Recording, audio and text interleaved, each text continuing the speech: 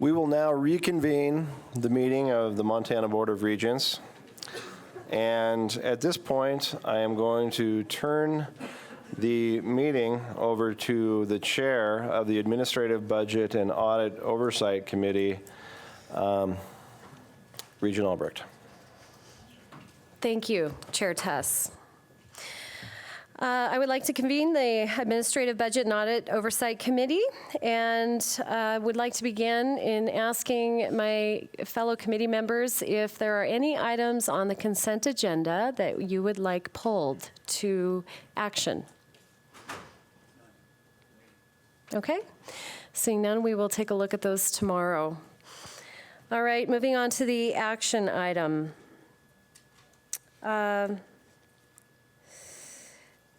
See here. We're going to begin with authorization to name the Engineering and Physical Science Building at MSU Bozeman. And for this, I would like to ask President Cruzado to provide us with some additional information. President Cruzado? Yes, thank you so much, Madam Regent, members of the board.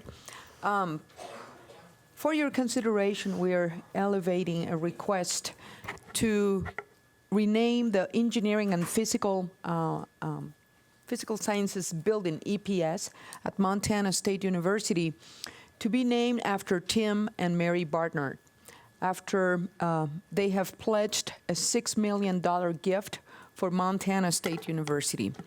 The $6 million gift will be part of a $20 million matching that we are raising in order to make the Norm S. Bjornson building a reality for a total of $20 million. This gift brings us much closer to that. Actually, now we need to raise less than $3 million. Tim and Mary Barnard are absolutely a wonderful couple, not only to Montana State University, but actually to the city of Bozeman and to the state of Montana.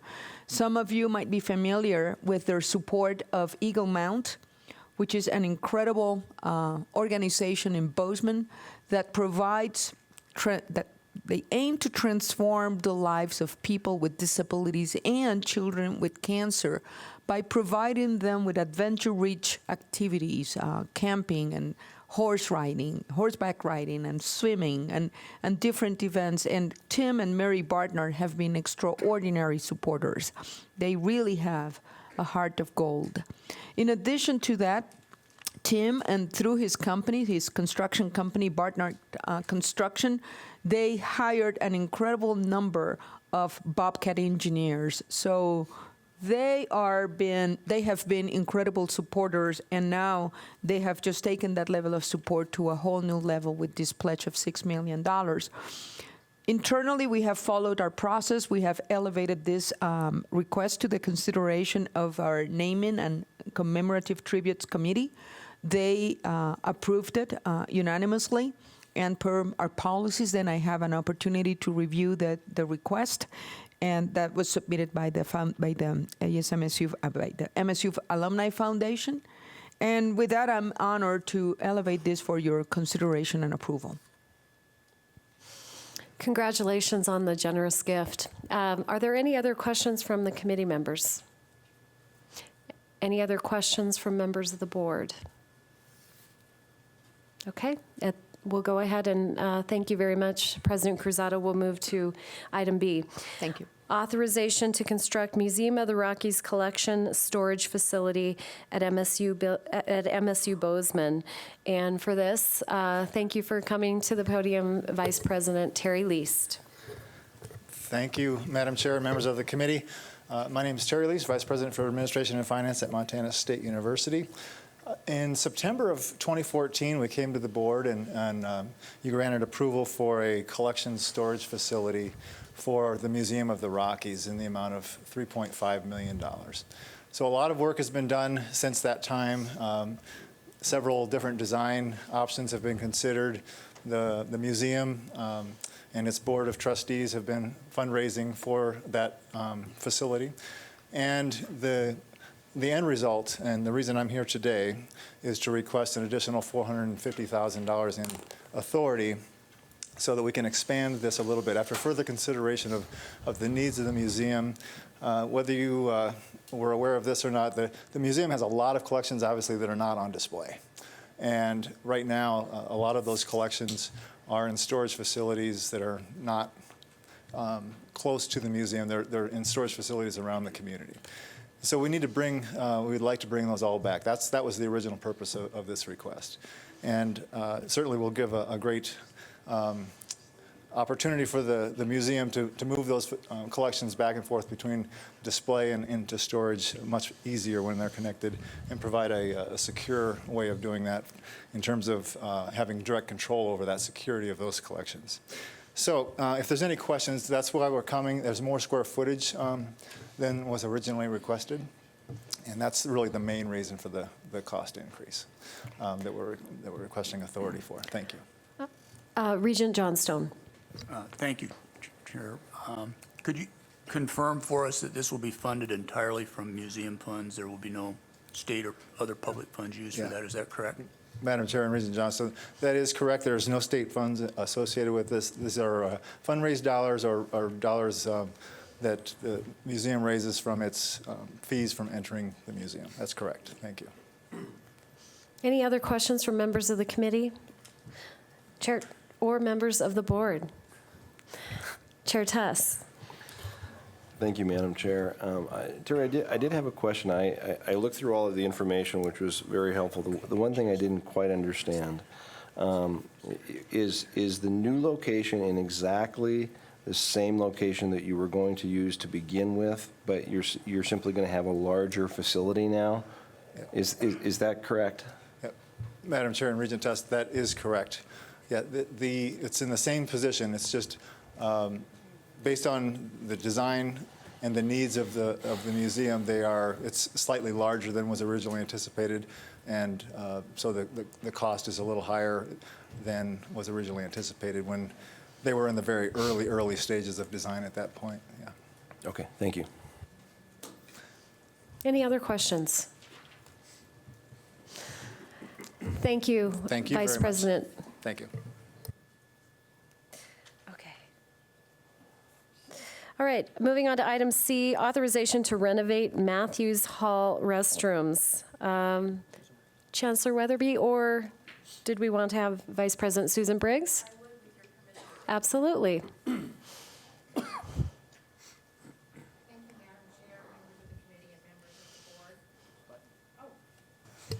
Thank you, Madam Chair, members of the committee, and members of the board. Yeah. I forgot to do it. This is a request to do some extremely needed, for a long time, update of the restrooms in Matthews Hall, which is our oldest dorm. Many of the restrooms relate back to the 1920 original fixtures, original things. Deputy Commissioner Tyler Trevor took a tour with us, and he was pretty amazed. So we are working very hard with the University of Montana on some funding to make this a reality. We brought it forth as an information item earlier this year, and this is a request that we move forward and identify funding and start on this project. Questions from members of the committee? Regent Nicetoon. Thank you, Madam Chair. Will any of this potentially be part of a intercap or a bank loan or any of those types of things? Yes, we are working jointly with the University of Montana on either bonding or intercap loans.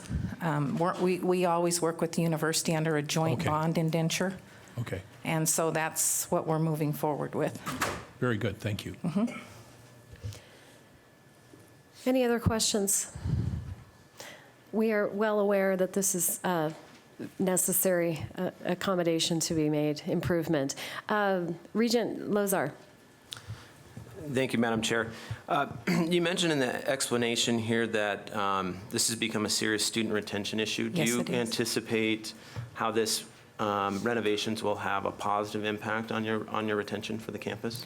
Well, amazingly enough, our students are very Western like the rest of us and have been very adaptable to their restrooms. But in the future, we assume and are sure this will be a retention issue. We have examples of people, they choose to live in Matthews Halls because there's sinks in the rooms, but they find a friend with an apartment where they take their showers. So it just won't work, especially with all the beautiful dormitories that the rest of the system have around us. So, but we believe there'll be a retention issue, and our students were more than willing in the last May meeting to have a slight increase in residence fees to help us address this issue. Any more questions? Are these, how do you figure these costs as far as when you would begin construction? I see you have a 12% building contingency fee there, which is, I think, great when you're looking at moving forward, and it's my understanding that construction costs are continuing to rise. Any concerns in that regard, or do you feel like you've estimated? We did have a contract with Mosaic Architecture to come do a pre-look at what the cost of this kind of a program would be, and then we did build in some contingency. We would hope that if we can get the funding in place, that we will be starting this project by next summer. So, Okay. And we did bump it up just enough. The current Mosaic Architect cost is up right at $1 million. So we're actually asking for additional authority at the beginning and then hope that we don't have to spend it all. But because there's going to be a year. Yeah. Okay. Any other questions? Thank you. Thank you.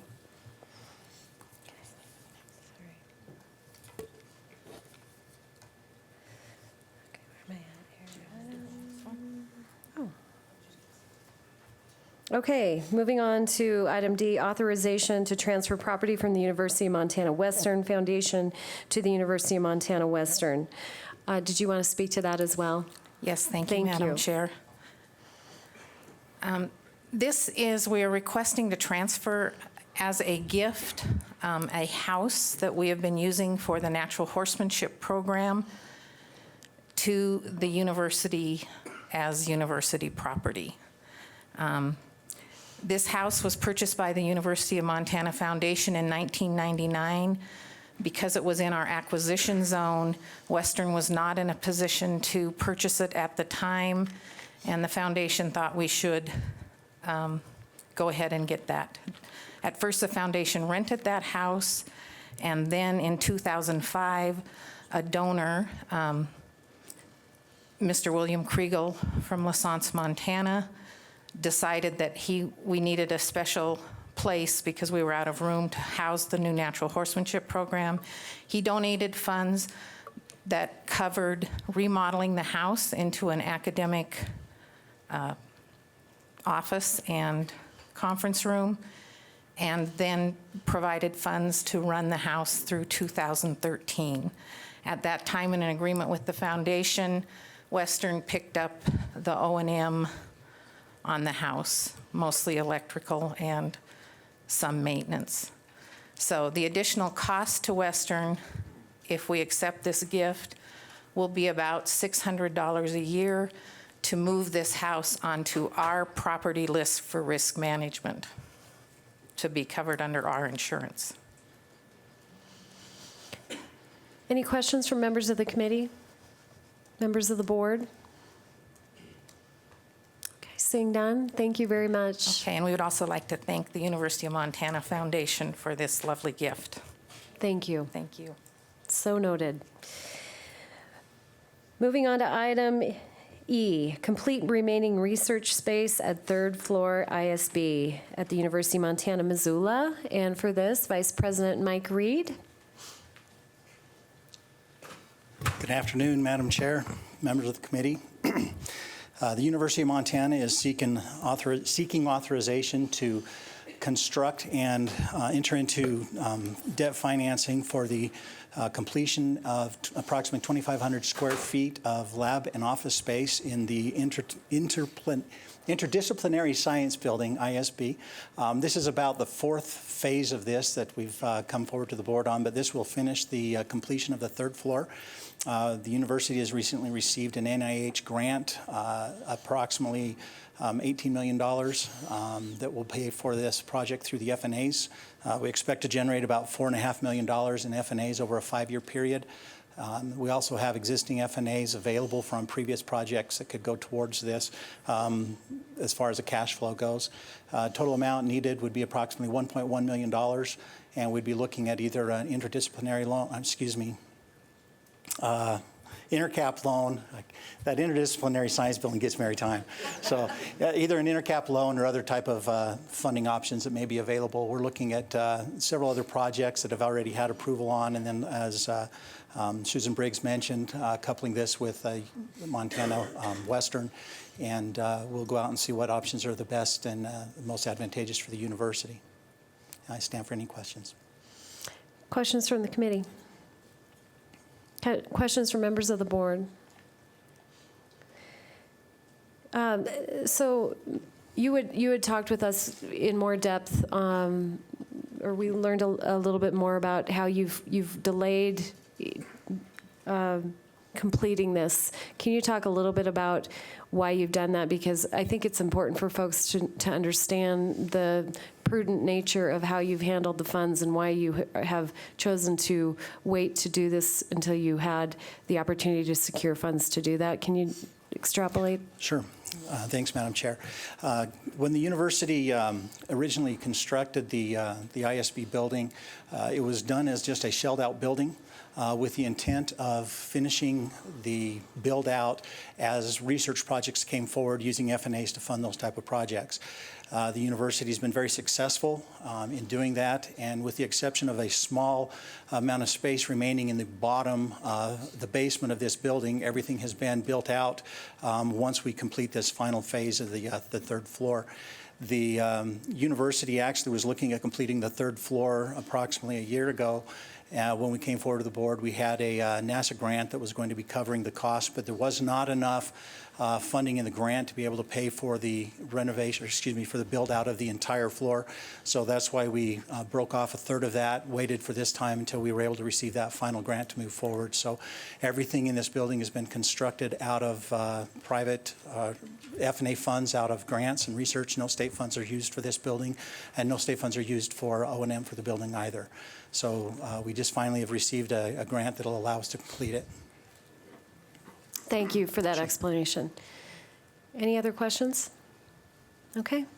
Thank you. All right, at this point, I'd like to move on to our information items, and we'd like to discuss the long-range building project recommended priorities. And for this, I would like to ask Commissioner Christian Madam Chair, thank you. to stop laughing. Once again, I'm outsmarted by Deputy Commissioner Trevor there. He said he would take the action item part of the agenda if I would do the information part. He didn't have to do anything, apparently. So he had the inside scoop on that one, I guess. Long-range building, we've talked about it several times. It is very much a grassroots process that starts at the campuses. It starts immediately following each legislative session. Campuses identify through their own processes what are the greatest needs. This has been ongoing now for, almost a year. Once those needs are identified at a campus level, they're brought to each half of the system level. So MSU and U of M each create a list of their priorities. And then in early January, the presidents, myself, and of course, all those involved at the campus level in creating the lists on the campuses were in Helena for a meeting where we sort of try to balance these requests, what will ultimately come before you as a board, and then go to the budget planning office, Dan Villa, budget director, and his crew, hopefully find their way into the governor's budget at some level and would be presented to the legislature. So that's kind of where we're at. This is the first look of actual specific projects that you all have had. I will tell you that it's still very much a work in progress, and we have, in the past, sort of settled on in May a list, and then we send it to the budget office, and it's been changed from levels of somewhat to somewhat dramatic over the last 5 sessions. And so we've been reaching out to Budget Director Villa, or I have, over the last few weeks. He's seen the list. We will have conversations with his office over the next few months to see if we can't have input in the process of getting a list that ultimately the governor and the budget office can support moving forward. So that is underway. I don't know, if we need to spend a ton of time, but we do have vice presidents, I guess, from the campuses that will. Who is it? Tracy Elligan, Mike Reed will speak briefly to a few of the major projects, just to give you a sense of what they are. We've asked campuses along the way to consider renovating space where we can. There's a priority list that's created within the MUS that we address ADA concerns first, life safety concerns, renovation, new construction at the end of that list. We've also had sort of a mindset that we wouldn't try to necessarily expand the square footage, especially on those campuses where enrollment is flat. I think that's the proper thing to do, but we would look at renovating and ultimately creating efficiencies within the renovations, taking projects with high deferred maintenance and high cost of operations, getting them retrofitted to a current and improved use and maintenance standards that are higher. And so that has been what's developed this list to this point. We'll speak to a few of the projects. There is a brief summary of the projects that are listed there that are posted, and this starts the process. They'll come back to you in May for a vote supporting the priority list, and this happens to be one area that we actually do set priorities coming from this board. They can certainly be rearranged, but that will be our priority list moving forward. So this kind of opens the door for public comment on these and board comment over the next couple months, getting a list to bring to you in May. It looks like Mr. Ellick is here. Before Tracy addresses us, Regent Johnstone and then Regent Nicetoon had questions or comments. Yeah, thank you, Madam Chair. It would be helpful for me, before we hear the particulars, to get a little bit more context of what we have in front of us. First of all, could you provide us some historical context? What's the level, the dollar level of the long-range building program in the past couple of sessions? If I'm reading this right, there's $150 or $60 million of total dollars here. Some of it is for authority-only projects, some's for deferred maintenance, some is for new projects. Can you, at least for my benefit, can you give me a little bit more context on that, Commissioner, so we understand that? Madam Chair, Regent Johnstone, that is an excellent question, and you will, I guess, two things to know, starting with what's on the list, but also what isn't on the list. The list of needs from the campuses, both in the deferred maintenance category and the project category, are probably twice what you see before you. On renovations and new projects, it's even more than that. We've tried to pare them down to a list that is probably reasonable and responsible for us to move forward to the budget office based on requests from the past. One of the, I think, the largest funding that we've seen in one session came in the 2013 with Missoula College and a number of other projects, and that was a total of around $50 million. Excuse me, that would be for the projects listed 1 through 13? For the projects listed. There was some additional funding for deferred maintenance.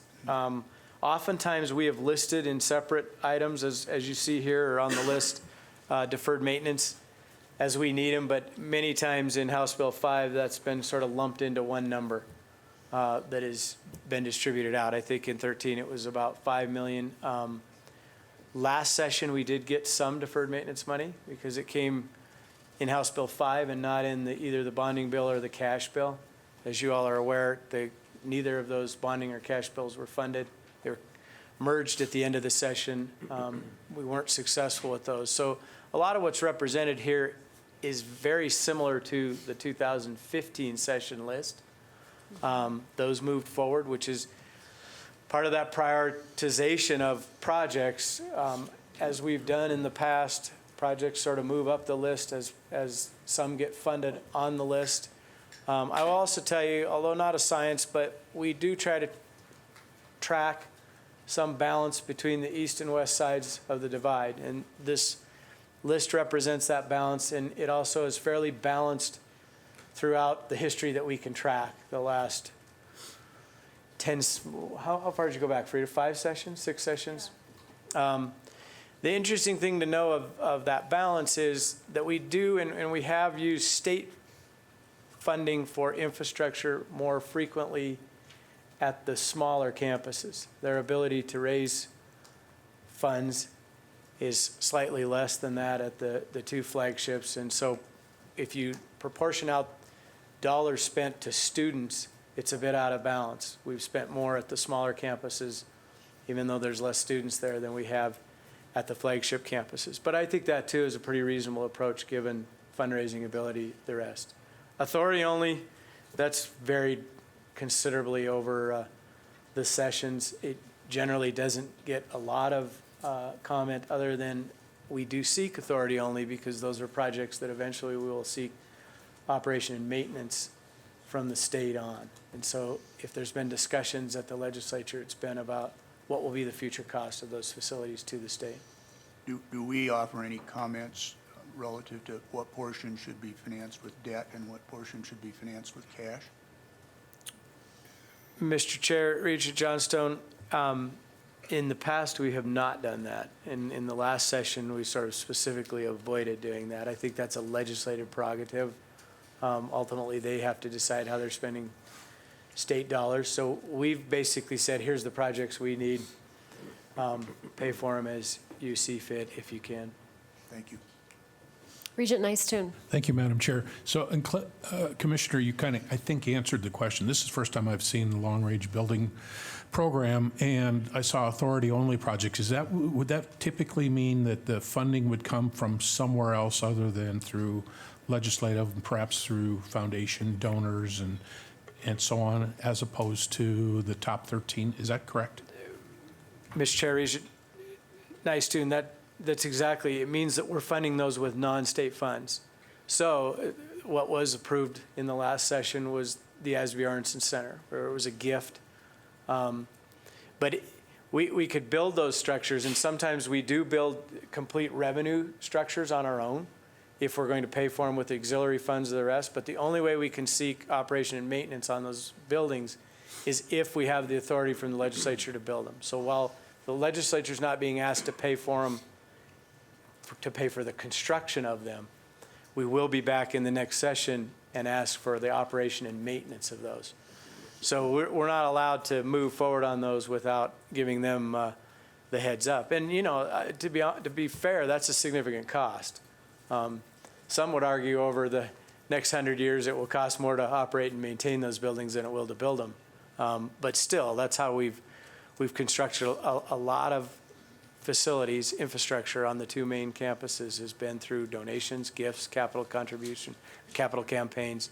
We seek authority. The state then takes over the operation and maintenance of those. If there are no other immediate questions, Tracy Ellig, if you would like to go ahead and address the MSU Bozeman. Thanks, Madam Chair and members of the board. My name is Tracy Ellig. I'm Executive Director of Communications for MSU, and I'm going to talk briefly about Romney Hall.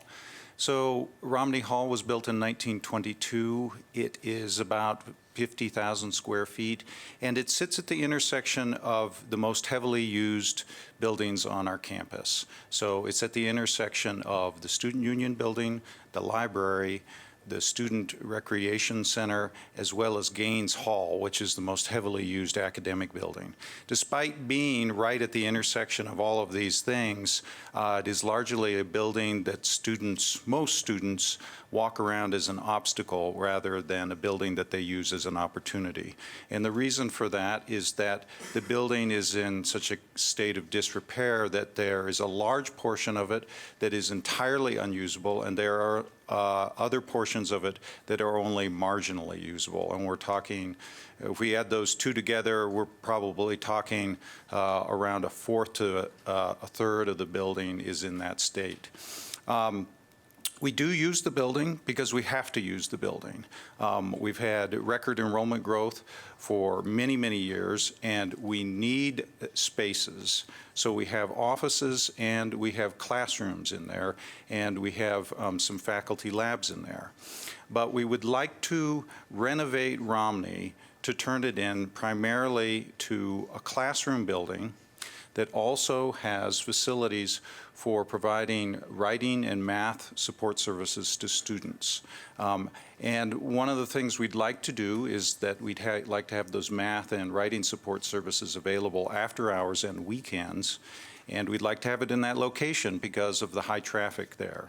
The building is also almost entirely inaccessible under ADA. When I say almost entirely inaccessible, the only thing that's accessible in there is on the north entrance. You can go in and you could go to one of two rooms in the building. Otherwise, the building is basically nothing but stairwells. There are no ramps, there are no elevators in some cases. In some of the very old parts of the building, there are ladders. So we would like to renovate the building so it's ADA compliant, and we would also like to move in our Disability Services Center, which is currently in our Student Union building, because that center has become basically short on space, and it would be poetic justice to put it in Romney. We'd also like to put in a Veterans Services Center in Romney because, again, we have one, but it's only 750 square feet. It's in the basement of the sub, and it's reached capacity. So those are the things we'd like to do with Romney. It's important to keep in mind that this is a building that we can't fully utilize, and yet we are paying for its operations and maintenance. We still have to pay the heats and light on this building that's only marginally utilized. Rather than building something new, we're trying to take care of the property that we have. I can also speak to item number 2, the Montana Agricultural Experiment Station, but before that, do you have any questions about Romney? Whoops, go ahead. Regent Johnstone. Thank you, Madam Chair. This question isn't a suggestion that I advocate this, but I'd just like to understand. Have you considered taking it down and building a building that would serve the needs that you want? And do you have any sense of the cost comparison between those two? Regent Johnston and members of the board, so in terms of taking Romney down, Romney is really a one-of-a-kind building. We could take it down. We could never build anything that looks remotely like that ever again. There are very few historic structures that are of remarkable character on the campus, and Romney is clearly one of those.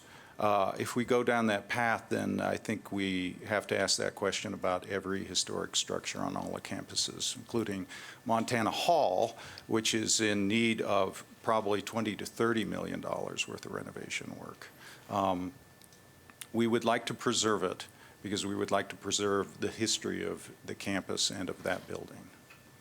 I learned to shoot my jump shot at Romney Hall, so I'm very sympathetic to that.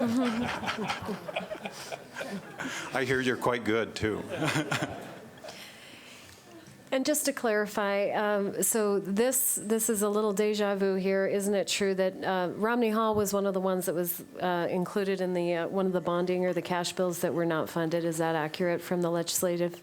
Madam Chair, Romney Hall has the distinction of being sort of the only project on our list in the 2013 session that wasn't funded. It was a slightly different project in all fairness. It was $20 million, and it didn't include some of the stuff that we want to do with our OTC program and that. So it returned after everything else on that list was funded. And it was a lower priority on that list, truthfully, but it didn't get funded in 13. It returned as our top priority in the 2015 session at a $28 million project, basically as is. And so it, you know, in a sense, with no funding in 15, and when I say no funding, little funding, it remains at the top of that list. And I think that is still, for the reasons that Tracy has mentioned, the right priority. The cost associated with maintaining that structure as it is, it's single pane windows. It's a non-insulated dome on the top. It's a significant cost to us as a system with little use on a campus that has seen growth and has high demand for space. So I think it remains the top priority. But yes, that's how that's its history and why it is where it's at on this list. Thank you. Any other questions from members of the board? Thanks. Tracy, if you want to go ahead and move on to the next item, that'd be great. Thanks. Thanks, Madam Chair, members of the board. So item number 2, the Agricultural Experiment Station's Phase 1 laboratories. So underneath Montana State University is the Montana Agricultural Experiment Station. And the station is comprised of 7 research centers. It's a little confusing. The centers are geographically distributed around the state to take advantage of the geographic and climate differences of the state for the purpose of doing agricultural research. This item would provide $1.6 million to do some much needed upgrade on 4 of these stations that would accomplish 2 things. One is that they would provide much more safer facilities for the staff working at those stations, but also it would help advance research in agronomics in these various areas. So for example, what we're talking about here is facilities where you could more safely conduct research that might involve herbicide, or pesticide, an insecticide, something like that, so that the people working on it are safe, but also that you're able to get better results and conduct more research. The research out of those stations is done in extraordinary partnership with our agricultural producers around the state. They're very involved in determining the agenda, and the results of that play a major role in advancing that part of our economy. Any questions? Chair Tuss. Thank you, Regional Albrecht. Can you identify what experiment stations are going to be theoretically getting those funds? Regent Tuss, Madam Chair, members of the board, I can. In that item that's there, number 2, it would be the Huntley Station, the Haver Station, the Moccasin Station, and the Conrad Station. They go by the acronyms the SARC, CARC, NARC, and TARC. Yesterday was Dr. Seuss's birthday. Yeah. Madam Chair, I would say, to show our appreciation, the only project that did get funded in our list of named projects in the 15 session was one of the Mays requests, and we got funds to build some pesticide storage facilities, so that was one success story. But the agricultural experiment stations have largely been underfunded and have little opportunities to find resources. So these are important projects to us and represents why it is as high on the list as it is, and I believe we have one other on the list at some point. Thank you for noting that. Yes, President Cruzado. Yes, Madam Chair, if I may add to the great explanation that that Tracy has provided. The other part that's important for us to understand that it's, as a land-grant university, Montana State University is devoted to teaching, research, and extension, and that there are 3 congressional bills that authorized us to do that, right? Morrill, Hatch, and Smith-Lever. when we talk about the research centers, the realities, as the commissioner has said, these are profoundly underfunded entities. We don't think about this as just marginal agencies. They are part and parcel of what we do at Montana State University. However, they don't have any other mechanism to secure this type of funds other than coming through us. They don't collect student tuition, even though we have graduate students conducting research in those centers, even though some of our faculty members actually have dual appointments. If you were to take a look at the payroll list of many of these agricultural research centers, you will find that there are individuals who receive, let's say, for the argument's sake, 0.49 FTE is being paid from research, and 0.51 it's paid from teaching at Montana State University. So they are very, very blended. And therefore, whatever we do for the agricultural research centers, it's in direct benefit of our students and our faculty as well. Thank you. If there are no other questions, I think you've covered the MSU Bozeman items. If we can move on to the next item, which is the University of Montana Music Building, Vice President Mike Reed. Madam Chair, members of the committee, thank you again. I would like to talk briefly just about a few of our projects, just the top couple. The first one is our music building. This is phase one of two phases. Phase one is to do a renovation of the existing space, and then phase two down the road would be to do an addition to the building.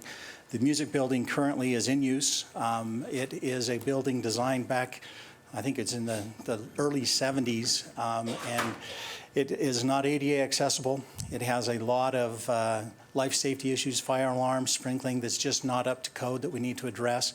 Some of the other challenges with the building is the design itself was not designed for the size of the program. The program's about 3 times larger than what the building was designed for.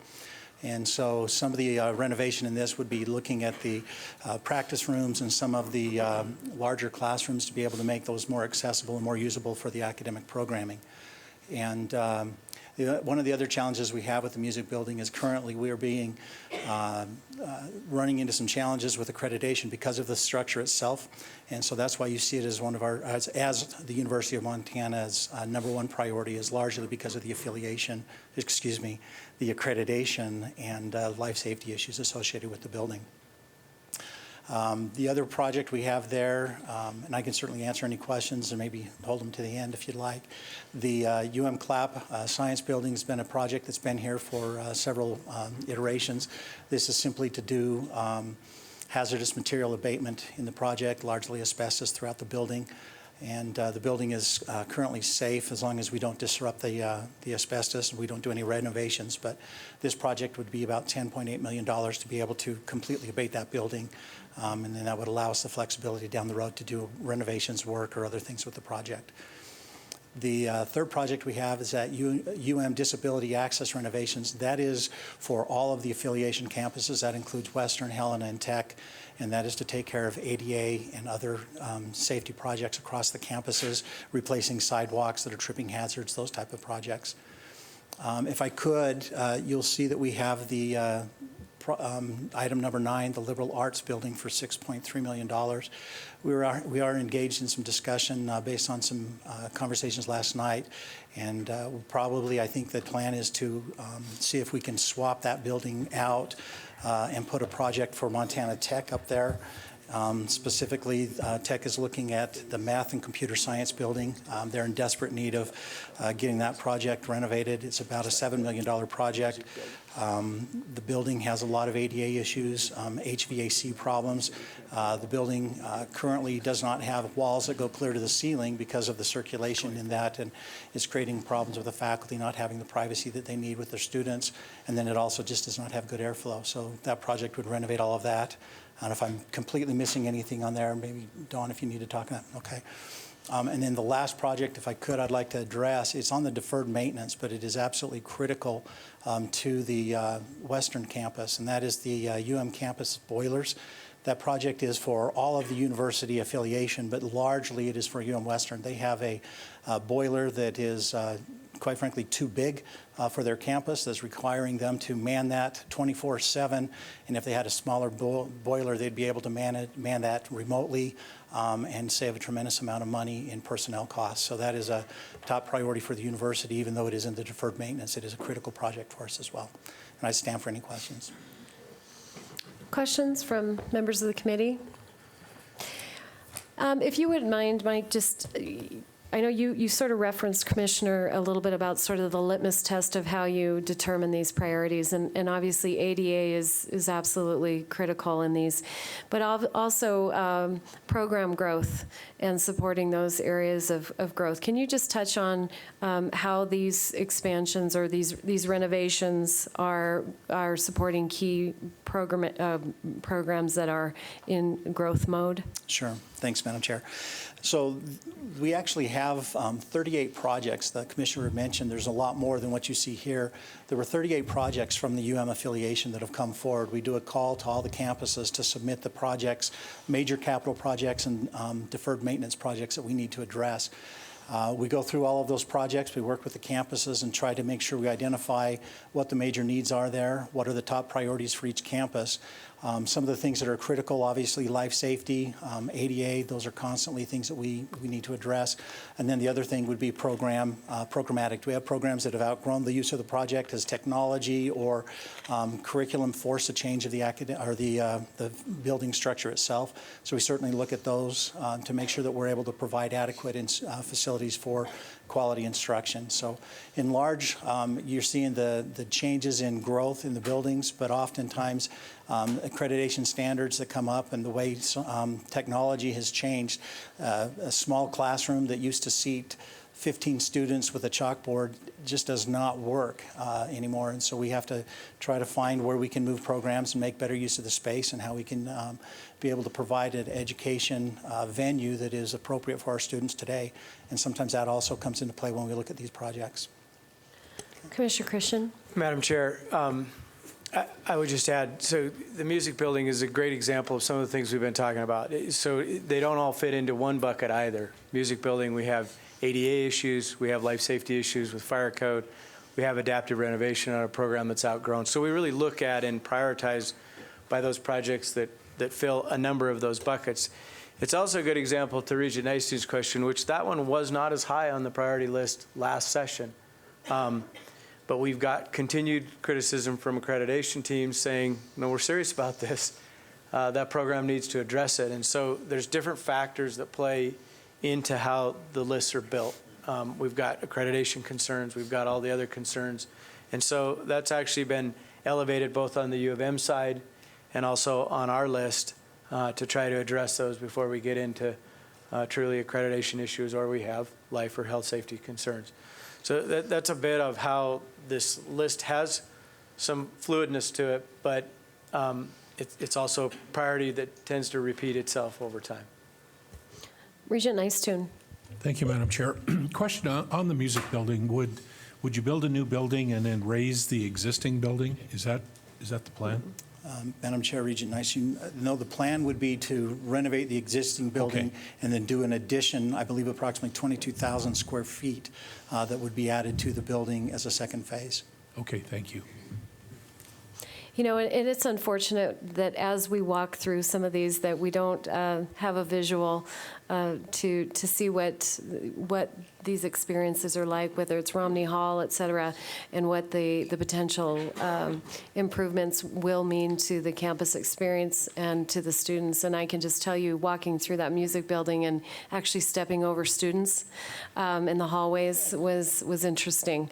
And the other concern that I have is that with an accreditation issue, you have the potential for what seems to be a really key program at the University of Montana that has the potential to really go downhill or perhaps go away if we don't look at addressing this issue. Can you speak to that a little bit, President Engstrom, a little bit about the music program and what it means to the University of Montana? Thank you, Regent Albrecht and members of the board. Yeah, I would love to. The music program at the University of Montana is just an outstanding signature program of the university. The quality of education that goes on there, the quality of the performance is superb. In just a couple of weeks, we'll have a major event called Odyssey of the Stars that packs Denison Theater, and it's our music students and our music faculty that are putting on the show. And then a couple of weeks after that, we have really truly a national jazz festival, the Buddy DeFranco Jazz Festival, that again fills the Denison Theater with people from all around the area, but brings in musicians from literally around the country. So the quality of programming is just fantastic in the music area. And it's a very healthy program in terms of enrollment. It's not one of our problem areas in terms of enrollment, so it's a good solid trajectory there. The accreditation issue is an interesting one. I've served on a number of accreditation boards over the years, and the way this works is you go in and you see a facility that is substandard by today's expectations, and so as an accrediting agency, you start to make comments about that, and it usually goes on for many years because none of these projects like this are quick fixes. Some of you were around when our law school had sort of this issue. We had the law school that had been in place, and the ABA came in and said, you're in jeopardy here of not meeting accreditation standards because of the quality and the size of the facility. And over a period of several years, including a couple of legislative sessions, we were able to get the money to complete a very nice addition to the law school, and that accreditation issue went away. That's kind of the situation we're in here with music. We are very proud of the program, and there aren't that many programs that are fully accredited in the music world, and so we want to make sure we don't lose that status. So we do need to respond to this, and it has been going on now for a few years, as Commissioner Christian said. So it's an issue that we need to get on top of. But we did, given sort of the environment and the conversation with the commissioner about new space, we did say, or we came to the consensus that we would focus on the renovation aspect of it now, and then down the road, either through state funding or private funding, try to complete an addition to the building. Getting the renovation done, I think, will go a long, long way to satisfying the accreditors. Thank you. Any more questions on these items? Were there any other items you wanted to discuss, or? Okay, Regent Lozar, please. Thank you, Madam Chair. I had just a very basic question. Is there a specific timeline that we have to have all of our campuses ADA compliant? And if so, are we working sort of backwards on an ADA transition plan to help inform not just 2 years of planning here, but 10, 20, 30 years of planning? Commissioner Christian? Madam Chair, Regent Lozar, making progress, committing to make progress is sort of the benchmark on ADA issues. There certainly are needs, and really it's issues we've been addressing now for the last 20 years. But yeah, the campus has set sort of priority levels for what needs immediate attention, and my understanding is there is not a distinct date that every issue has to be satisfied by then, but we need to be making progress toward those, and sufficient progress that we're certainly acting in good conscience, good faith to see that those are addressed as quickly as we financially can. Thanks. Okay, thank you. And then just for process question, Commissioner, will we, let me get back here. The next step with LRBP is what? Madam Chair, we will continue to work on this list, both with our campuses by office and with the budget director. But this list will be back in front of you for approval by the board to set this forward to the governor and the budget office at our May meeting. They're actually due to the budget and planning slightly before the May meeting, but they've always give us a little bit of a pass there to get them in as soon as we can. And so that's the timeline. Okay, thank you. I'd like to move on to item B. Oh, you're good? Oh, I apologize. Go ahead. Chair Tuss. This is a question going down, and I don't know if this is for the MSU folks or MSU Northern folks or the Commissioner's office, but I really appreciate the invitations that us Regents get to go on these LRBP walks, conversations. I mean, they're very, very helpful. I was only able to attend the one in my community at MSU Northern, and I very much appreciate the folks from MSU, including you, President Cruzado, for being there. And there was a very compelling conversation about a wonderful program that serves all of Montana in MSU Northern's nursing program. And it was a little bit like the music program. You have nursing students at MSU Northern using a public restroom to demonstrate how to wash their hands properly. They don't even have hand washing facilities. And so to me, it was kind of a no-brainer that we should be investing in this, or at least suggesting that the legislature and the state of Montana invest in what I believe Chancellor Keegle and his team has put together as a very good addition to I believe it's the Hagan Science Center. But the amount was bigger than this. And I can't off the top of my head remember what it was, but it was more in the $4 million range instead of the $2.7 million range. And I think it's just a superb project, and if somebody could address why that's not on here in its entirety, I sure would appreciate that. Sure. Madam Chair, members of the board, as part of the process, we go to every campus of the Montana State University, and then we compile all the information, and then we provide our own priority list. That priority list is then discussed with the commissioner, and then we have another meeting where the counterparts from UM are, and then that's how we came up with this. In the specific case that you mentioned, the case with Hagan ER Science, this is not the first round. Hagan ER has been part of Northern Priority Act, I want to say at least for 3 legislative sessions.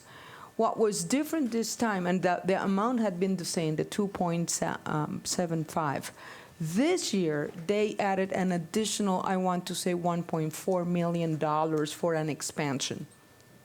If you remember from our tour, it became evident that this good hero building that's Hagan ER desperately needs renovation.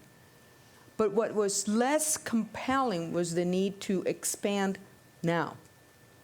There is no question that the campus is making progress to strengthen nursing, but it's still not at a critical point in which they have exhausted capacity for nursing.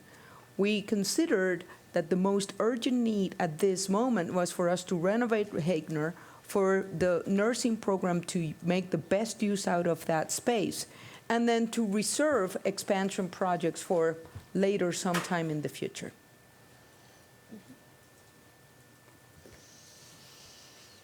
Any further questions or comments? Thank you, President Cruzado. At this point, I'd like to move on to item B, present law update. And I believe Frida Hauser from the Office of the Commissioner of Higher Education will provide us with additional information. Thank you, Frida. Thank you. Madam Chair, members of the board, this is an information item to let you know we are in the early stages of developing the FY18 and FY19 budgets. And during the executive planning process, we focus on the current unrestricted funds, which again are comprised primarily of state appropriations and student tuition. Also, present law is defined as the funding needed to maintain current operations at service levels authorized by the previous legislature. So by definition, present law doesn't include one-time only appropriations. And we had a few of those last session. For example, the $15 million research appropriation, and we had an AES and ES seed lab and wool lab. Those are a couple examples. Also, present law doesn't include any new pay plan funding. However, it does include the pay raises that were authorized in fiscal years 16 and 17. So this means the pay raises that were approved at the board meeting in January are continued into FY18 and FY19. Likewise, the group health insurance increases that will take effect in FY17 have been continued into 18 and 19. So before we begin looking at the dollar amounts, it is important to understand the assumptions that are driving these amounts. And remember, it's pretty early, and this is still a work in progress. Now, the 2019 biennium budget will use fiscal year 17 budget as the starting point. So this is, the changes will be measured from the 17 budget. And this is a change in the starting point of the budget. Previous biennia have included the most completed year actuals. So for example, if we would have followed that process this time, we would have been using FY16 actual dollar amounts as the starting point for the budget. But this year we'll be using FY17 budget. In the state's budget system, though, they are going to load the FY16 actual expenditures and the FY17 budget. So that information will still be used to, analyze the budget and will be available to policymakers. If I could add, when we say we, that's a legislative prerogative. So it's not up to us which year we use. It's ultimately up to the legislature. They switched that last session, moving from the first year of the biennium of actuals to the second year of budget. Budget office anticipates that may be the case again, but they're going to load both years. We don't know for sure, and in the end, we'll be as prepared as we can to use whatever year of the budget they so choose. But the they is the legislature, not us, in choosing what year. On the assumptions page, the restoration of basic expenditures needs a little explanation. The university system has ongoing expenses that are not recognized during the state budget process. And again, these are state budget rules that are defined in state law. And therefore, we must request it, again, to get it in the budget. And because of that, it can appear to be a new funding request, even though we've had these ongoing costs, such as faculty termination costs, overtime, extra compensation, merit market, inversion pay, those types of items. Operating costs, we don't have all the fixed costs that we need in this section of the budget, so this is a place we need to use caution. We expect this operating cost to change as we get more information from the state on how much our insurance will be and audit costs and things like that.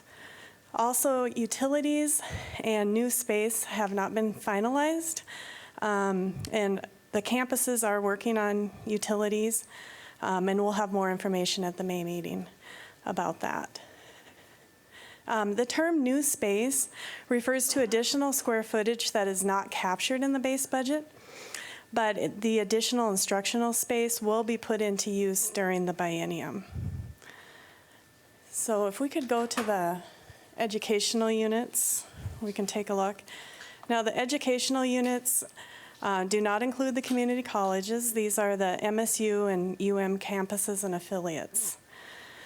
So the first column that explains the type of expenses, that should look pretty familiar to you. That's the same process we follow for the operating budgets.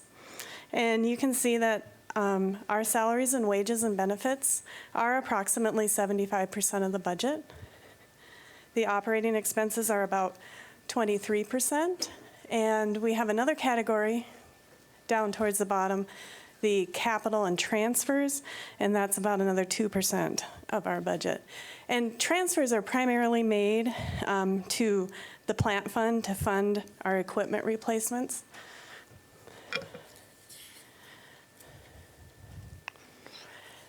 So if we could go back up to the top, Elizabeth, and going to the next. So the first column is the Regents approved budget minus any OTO money. And so those tie back to the September operating budgets. The next column the campuses have done their best to provide a projection of where they believe the FY16 budget will end up on June 30, 2016. And then again, they have tried in the next column to project the FY17 budget. You know, while we know the amount of state funding that we're going to get for FY17, we still have to project enrollment and the tuition revenue side. So again, these are pretty early estimates. The official operating budgets will be approved in September, but we're going to need to have an estimate early this time to comply with the deadlines for the executive budget. So we'll probably need to have that finalized by May. And we may need to make adjustments as we go.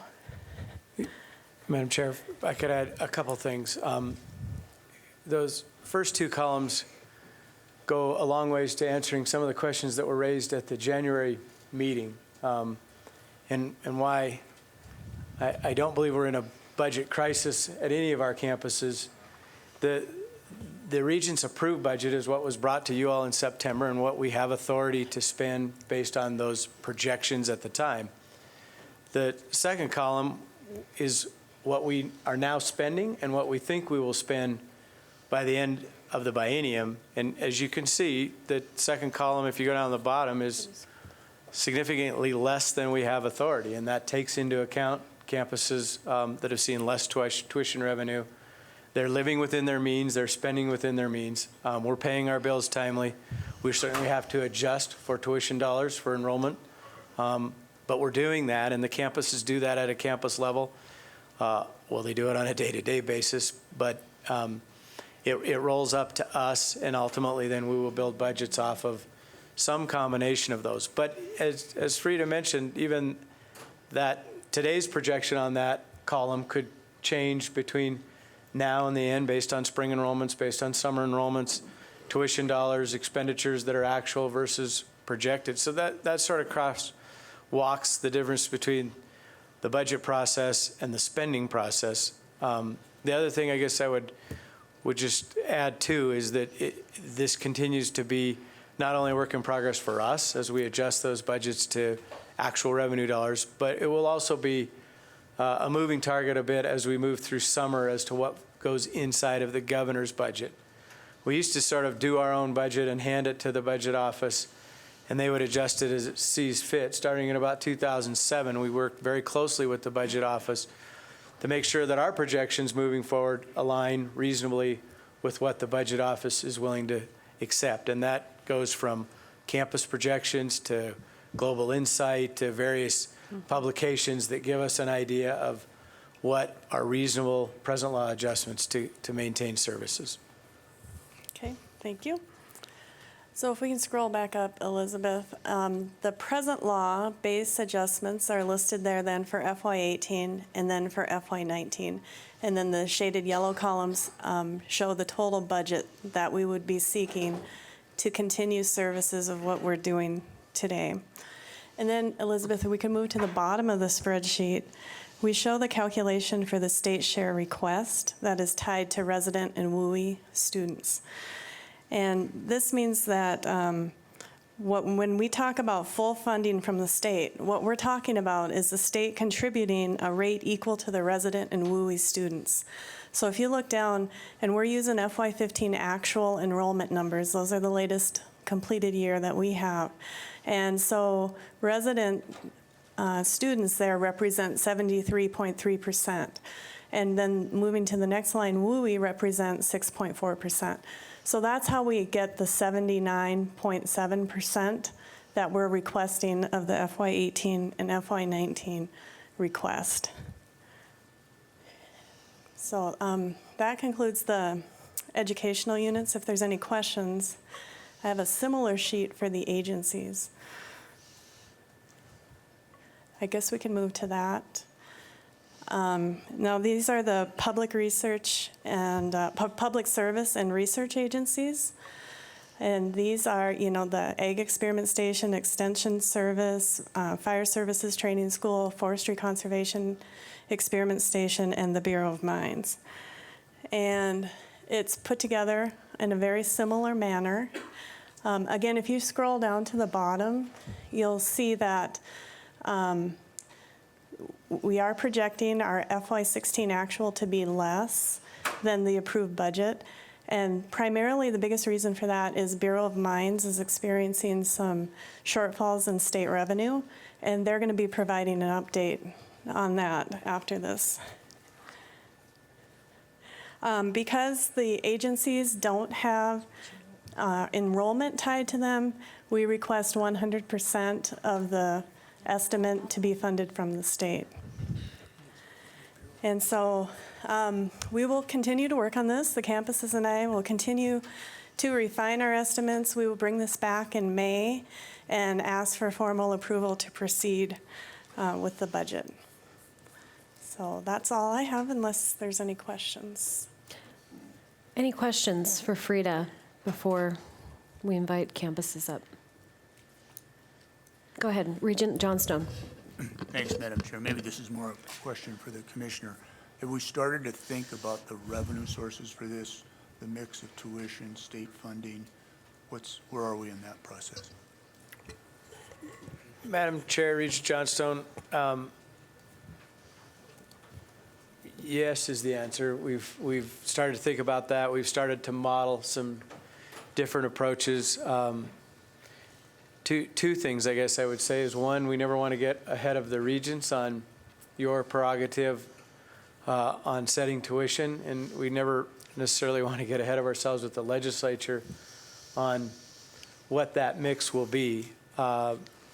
As we've discussed at a high level, I think that it is likely that we will come to you in May following the session seeking some level, but there again, it'll have a lot to do with state support in the session.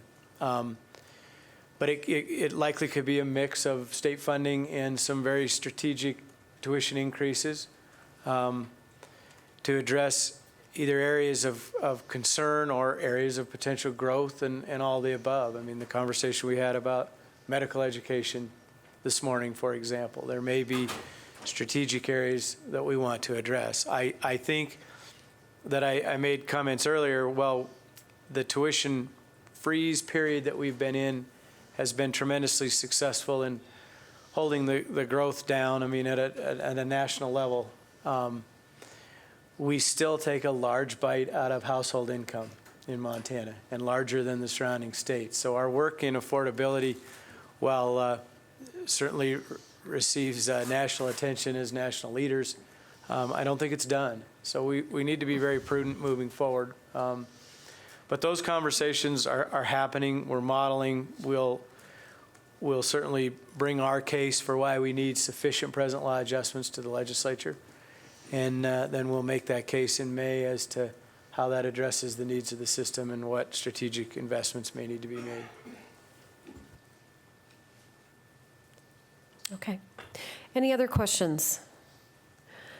Thank you, Frida. Thank you. And at this point, what I would like to do is ask members of particular campuses to give us an update on their strategies with regard to their budget process. And if, I don't know, if Chancellor Blackadder, would you like to come forward for the Bureau of Mines?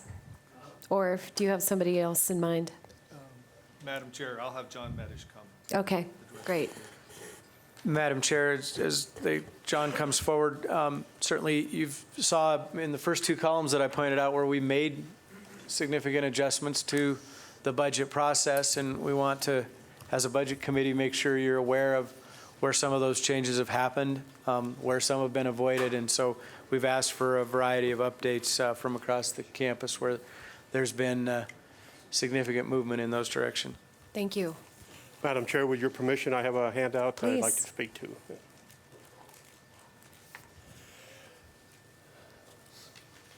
Madam Chair, members of the committee and the board, for the record, I'm John Medish. I'm Director of the Montana Bureau of Mines and Geology on the Montana Tech campus.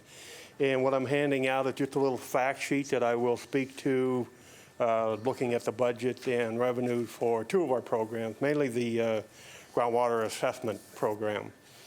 And on the front, I guess you would call it, I have some basic information for the program itself. And I won't be going through that. That's for you to read. And if you have any questions about that, I'd certainly be able to answer them. But just to get right to the point on our budget and revenues, I'll call your attention to the very detailed budget on the backside there. And so the groundwater assessment program, it gets its funding from three different sources. And I list them up there. We get $300,000 a year maximum from what's called the RIT, Resource Indemnity Trust interest, and $366,000 maximum from the Resource Indemnity Groundwater Assessment Tax. And those are both fixed. Those were established in 1991, and that's where this program was established. And then the third one is $175,866 at the moment from Natural Resource Operations. And that was established in 2005. That's not a maximum fixed, but it is a fixed percentage. So depending on revenue, we get a percentage of the revenue, whether it goes up or down. This last session, 2015 session, the legislature provided a present law adjustment of $73,845. That would, because of the first two are fixed, that would come out of Natural Resource Operations. And then, of course, 1% resource retirement plan for 2291. So we had a total appropriation of about $918,000. Now, recent funding trends have been not so good. I'll call your attention to things really started noticeably in fiscal year 14. RIT interest shortfall was about $60,000. Following year, FY15, combination of the RIT and natural resource shortfall amounted to about $20,000. But we were told, Frida and different people told us that was just the tip of the iceberg. And interest rates were going to stay down. Natural resource operations, of course, revenue were going to be headed downward. And so for this fiscal year 16, we projected a shortfall of about $140,000 out of the 918. So we budgeted about $770,000 with a shortfall of about $141,000. And so that included an estimated $65,000 shortfall for RIT interest. We assumed that the present law would not be funded, and we also assumed a 1% ORP. So now on to the current funding. Things are a little bit worse than what we expected. In fact, we're going to be about $80,000 lower than what we had anticipated. So we've got a shortfall for current fiscal year of about $22,888, or about a 24% reduction in our budget. We somewhat underestimated the shortfall in RIT interest. We estimated 65 at 74, and of course 146,888 shortfall in natural resource operations. We did assume the present law, but there's an additional 73,000 shortfall in that. So we're looking at, like I say, about 220,888 shortfall for the current fiscal year. Fiscal year 17 does not look much better. RIT interests are supposed to come back up, but we really don't expect that. Natural resource operations, of course, depends on oil and gas, coal revenue.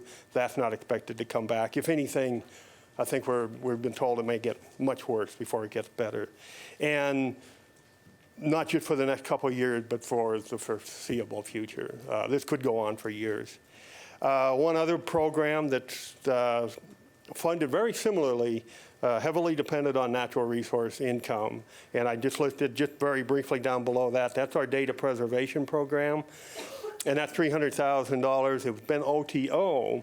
And for example, the first biennium, it was funded through the Coal Bed Methane Protection Act. That's gone. So then the second biennium, they came up with some more funding from oil and gas special revenue, but chances are that'll be gone at the end of this fiscal year. So this is like crossing a pond, jumping from turtle to turtle. The revenue comes in, but the turtles are sinking a little bit fast. So again, for fiscal year 18, we don't see any turtles. We'll have to see what happens in this next session. So with that, I'll answer any questions if I can. So what's the plan? Madam Chair, we're FRIDA, and we're looking at alternative funding, basically. If you look at the top, I mentioned that RigWatt.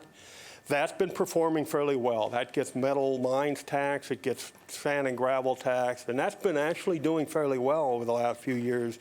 But it would probably take legislation to move some or all of these other parts of the program into that. So the other alternative would be to consider moving, for example, natural resource operations to general fund, part or some of the RIT interest to general fund.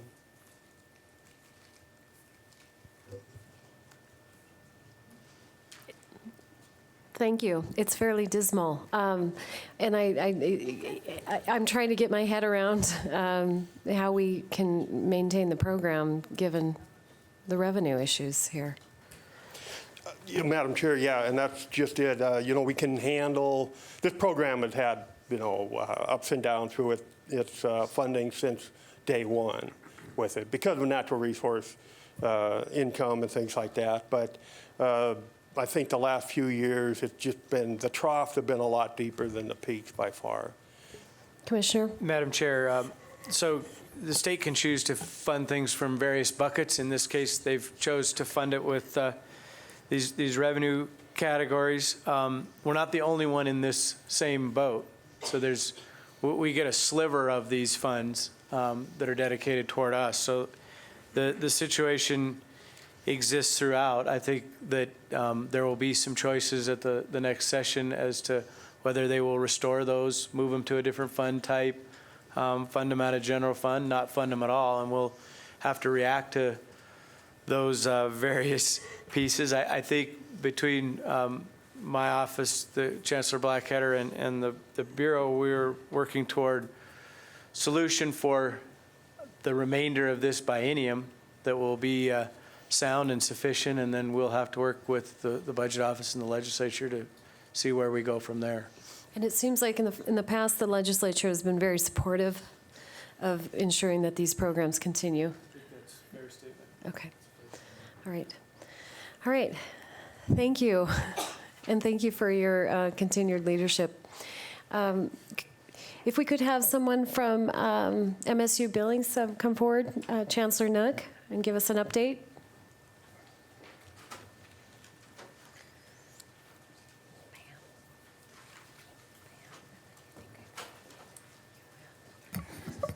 Madam Chair, members of the Regents, as you know, a year ago we went through a budget reduction process. We noticed that we had a budget deficit coming into this year. We put together a process. I want to just review that process briefly with you because I think the process we use is very, very important. We'd seen enrollment downturns on our campus since 2011, and we wanted to find a way to better estimate what those enrollments might be for the next year. And so we employed a computer model which hadn't been used before. We call it the Walker model. It's used on a lot of campuses to estimate where our enrollments might be. We also started our budgeting process very early, and in our budgeting process, we engaged both an executive budgeting committee, which is made up of administrators on our campus, plus a faculty member who happens to be the chair of our academic senate. We also have a university budget committee, which is a larger committee of about 30 people that come from all phases of the university. There's faculty, there's staff, people in residence life, people in each of the departments. It's a wide swath of what's on our campus, and they make budget recommendations to the executive budget committee and then ultimately to the budget director and to myself. And we started that process extremely early, as in the fall of 2014, and it was in November that we realized that we had a pretty big shortfall, and in December then we announced that to our campus and to the public that we were going to be about 10% short in our budget from one biennium to the next. At that time, we also laid out 4 budget principles that we would follow to make those reductions and engage then the University Budget Committee as well as the entire campus. And one of those was to engage the entire campus. And then over the next really 3 months, in February of 2015, we came up with our budget reductions and announced those publicly once we knew what those were. So taking all of those reductions into account and moving into this year, how are we doing? Well, we had assumed that our enrollment would go down by 50%. And the one thing that our model really couldn't estimate is what might happen to your enrollment when you announce that you've got a budget deficit to handle. So we were down more than the 50 FTE. We're down about 260 FTE from a year ago.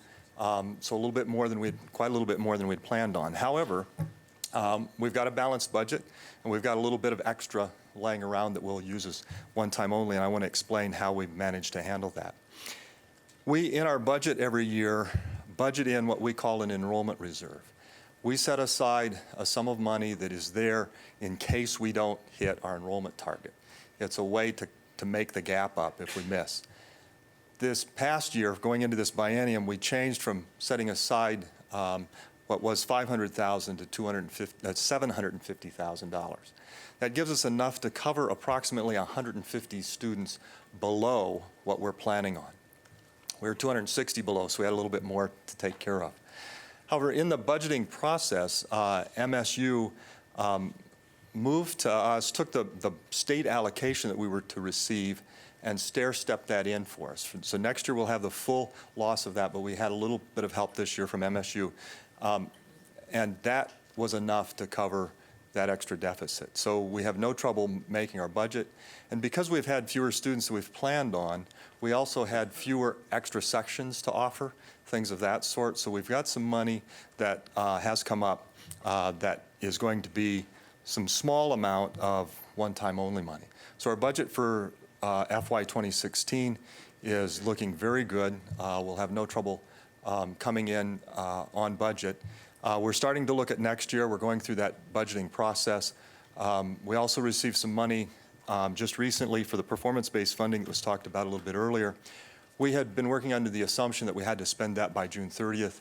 It's really been very recently that we found out that we'll be able to extend that into the next biennium. So we're rethinking what we will do and how exactly we will really invest. That's one of the things we wanted to get away from, is make sure we were investing these dollars. In looking at our budget, I think there's one thing that we did that was extremely important back in March, this time last year, and we're starting that process again this year. Because we had set aside $750,000 in case we didn't make our enrollment, we also had to assume that we might make our enrollment. And then we'd have $750,000 that we haven't really budgeted to do anything with. And it becomes one-time only money. And so starting in March, we put together a list, a strategic list of how we would invest those dollars if we had them. It also, we ended up not having those dollars, but the performance-based funding came in. We had a strategic list that we had utilized the University Budget Council as well as our Executive Budget Council to put together the strategic list of how we would invest those dollars. Being able to use those over a longer period of time will change those investment strategies. We're going to have to go back and look at a few of those, and we'll make that part of our 2016-17 budgeting process. Questions? Questions from the committee? Regent Johnstone. Thank you, Madam Chair. Thank you, Chancellor. Can you give us some perspective on the longer-term strategy that you're thinking about, at least if it's not fully fleshed out, to address the enrollment decline? Yeah, we've done at least some of the options. Yeah, we've done a few things. One of the things we've started right away is the recognition that one of our biggest challenges is in retention, and to get on top of that. I've put in front of the university the goal that we increase retention by 2 percentage points per year for the next 5 years. That'll raise us by 10 percentage points in a 5-year period. That's an extremely aggressive and ambitious goal for a university to go 2% per year over a 5-year period. But that'll take us to 65%, which will put us just above the median of our peers. Right now we're running below our peers, so we certainly have to raise that. One of the first things that we've taken on are high DFW classes. These are courses in which the pass rate is really low, all right? So the percentage of students who receive a grade of D, F, I, or W is high, 20% or more. And we're working with the John N. Gardner Institute for Student Success in their Gateways to Completion project. This is a cohort model where they grab a group of institutions that really want to look at these gateway courses that cause students problems because they have these high DFW rates. Figure out which ones they are, and more importantly, figure out which of these courses with the high DFW rates really present gateways. There are some courses that students might have a high failure rate in, a low pass rate in, but it really doesn't matter because there's another course they can move to and get through. There are other courses that you can, in the data, you'll see student fails this course, the likelihood that they're going to be retained is extremely small. And the Gardner Institute pulls these cohorts together, sits down to look at the data, work with the individual institutions, and then in the end, try to devise processes for that institution to figure out ways to improve those pass rates. Some of that might be changing the instructional methods, the pedagogy, things of that sort. It might be wrapping these courses in extra tutoring or supplemental instruction or other mechanisms to support the student. The one thing that the Gardner Institute and I, Provost Hoare, are absolutely certain about is you do not lower the standards in those courses. You raise the level of instruction, you raise the level of support, you make sure the students get the materials that they need, they meet the learning outcomes, and if it takes extra support, you put that in place. That's a 3-year project, but it is going to be aimed at these courses in particular that present a real problem to our students early in their career and make it difficult for them to be retained and ultimately to graduate. What about curriculum? Are you looking at whether your curriculum is meeting the demands, the interests, the marketplace? Yeah, we're always reviewing our curriculum. We went through the academic program prioritization just over 2 years ago, so it was in place in the fall of 2014. It really kind of saved us as we went through the budget reductions to have had that academic program prioritization in place and know where our strong programs were, where we had a market.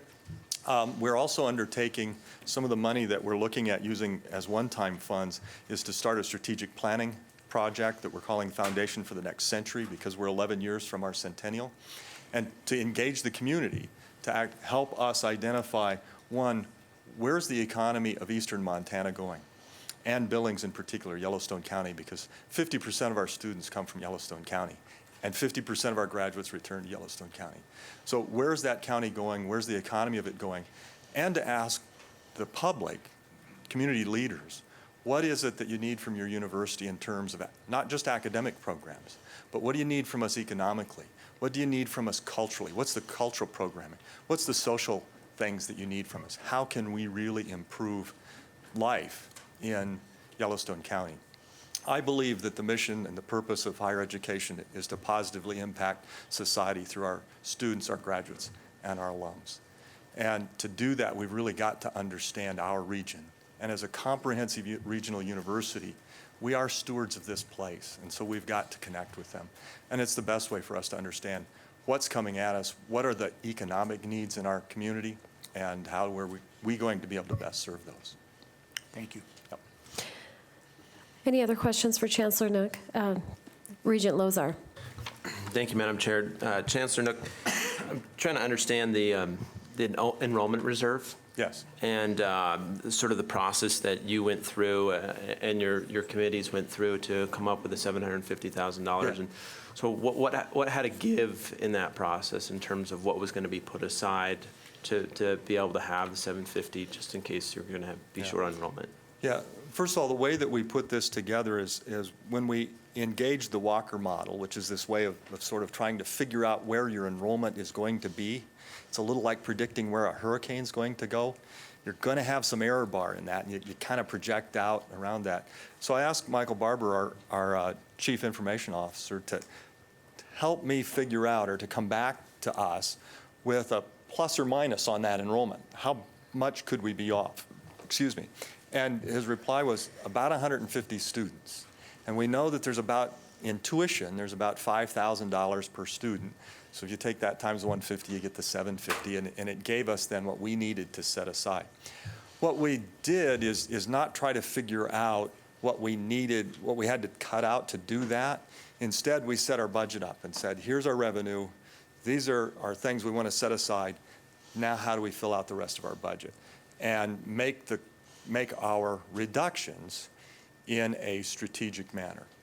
All right, the first of our principles was to do everything we can to limit the impact on our students. When you do that, you don't make reductions that are simply timely. Someone steps out, they retire, they resign. If that program's growing and you make that cut, you've really hurt that program. And so we made very strategic reductions. We looked at programs, we looked at departments, we looked at programs inside student affairs that are funded off of general operating funds to make those cuts. Okay, thank you. Chancellor Nook, I would just like to commend you on the transparency and the proactive nature in which you've addressed this. And I think that your way of including and extending that net out to the community has been very effective. And thank you for your efforts in this on behalf of MSU Billings. Thank you. With that, if I could ask President Engstrom and Vice President Mike Reed to come forward and give us an update on the University of Montana. Thanks, Madam Chair, members of the committee. So if I could, I'd like to address this in probably two parts. First, let me talk about fiscal year 2016. That's the current year that we're in. And we put together the budget for this year, and I felt that we had a fairly conservative budget. And in about mid-July, it was becoming apparent that our enrollment figures were not going to be as we projected. Overall enrollment was doing okay, but the mix, the resident to non-resident mix was off. And the first fall semester, we were short a little over $3 million in non-resident undergrad tuition. And at that point, we realized that we were going to have some challenges meeting the FY16 budget, and things were put into place immediately, anticipating that we would see probably a similar effect in the spring. So as early as August, we anticipated having a little over a $6 million shortfall in our budget, given the decrease in non-resident undergraduate tuition. So we originally, in fact, the president at the State of the University address had actually mentioned that we were going to be using attrition and being very cautious in placing any hires and expenditures. So to absorb that $6 million shortfall, we've done a few things. Number one, through personnel savings. This would be in not filling positions, restructuring departments, and benefit savings and so forth. Through that, we've been able to identify a little over $500,000.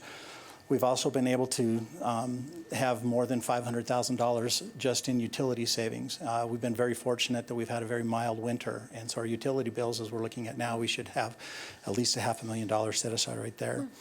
Additionally, we've enacted a 2.5% budget reduction across the campus. It'll generate roughly $2.5 million. And then the other piece we've had is we had some funding that we set aside for strategic initiatives at the beginning of the year. We have a strategic planning process.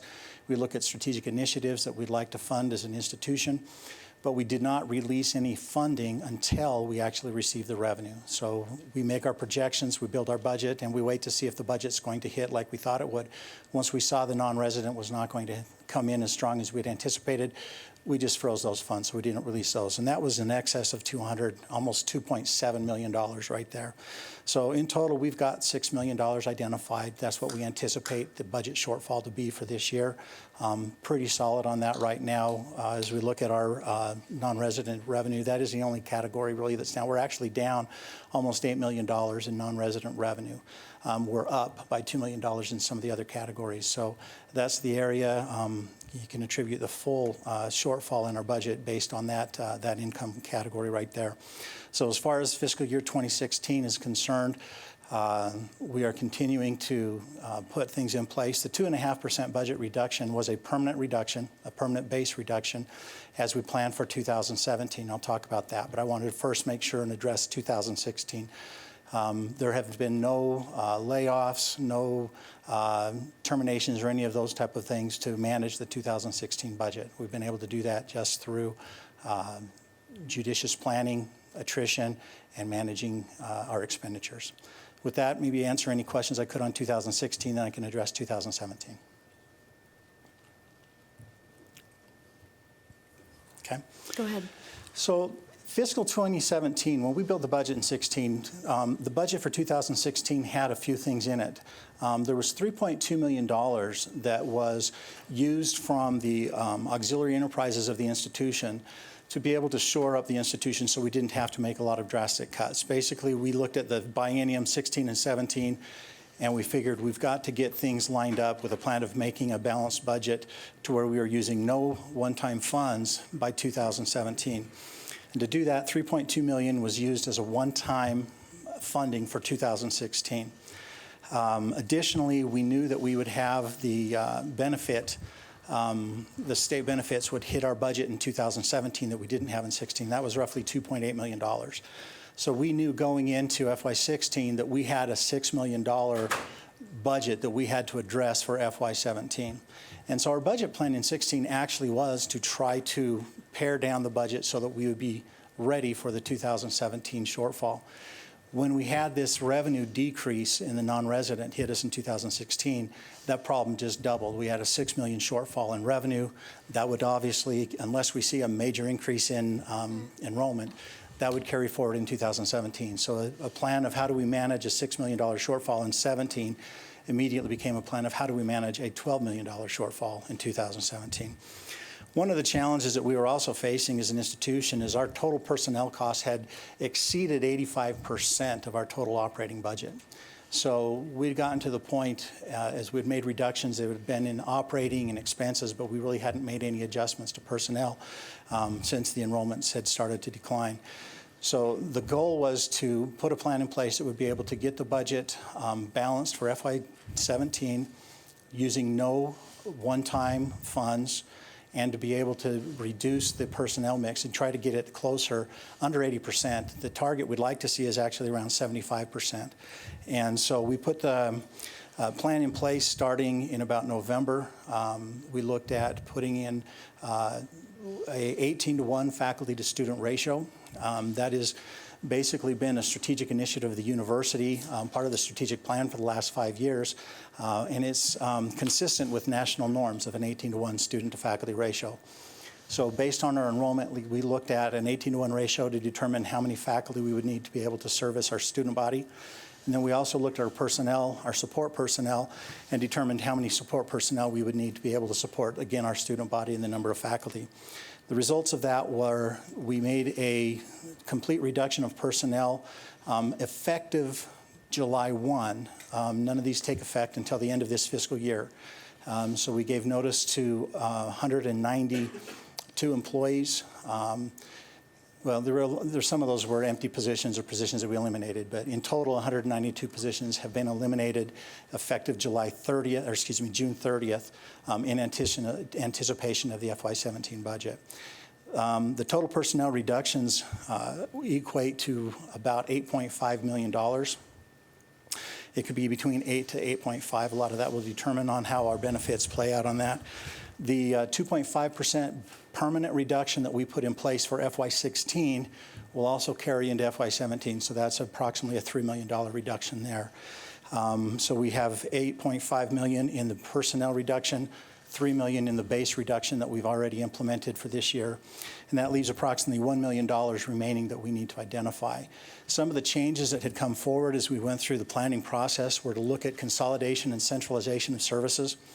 That could be everything from IT to procurement, business services in general, procurement strategies, those things.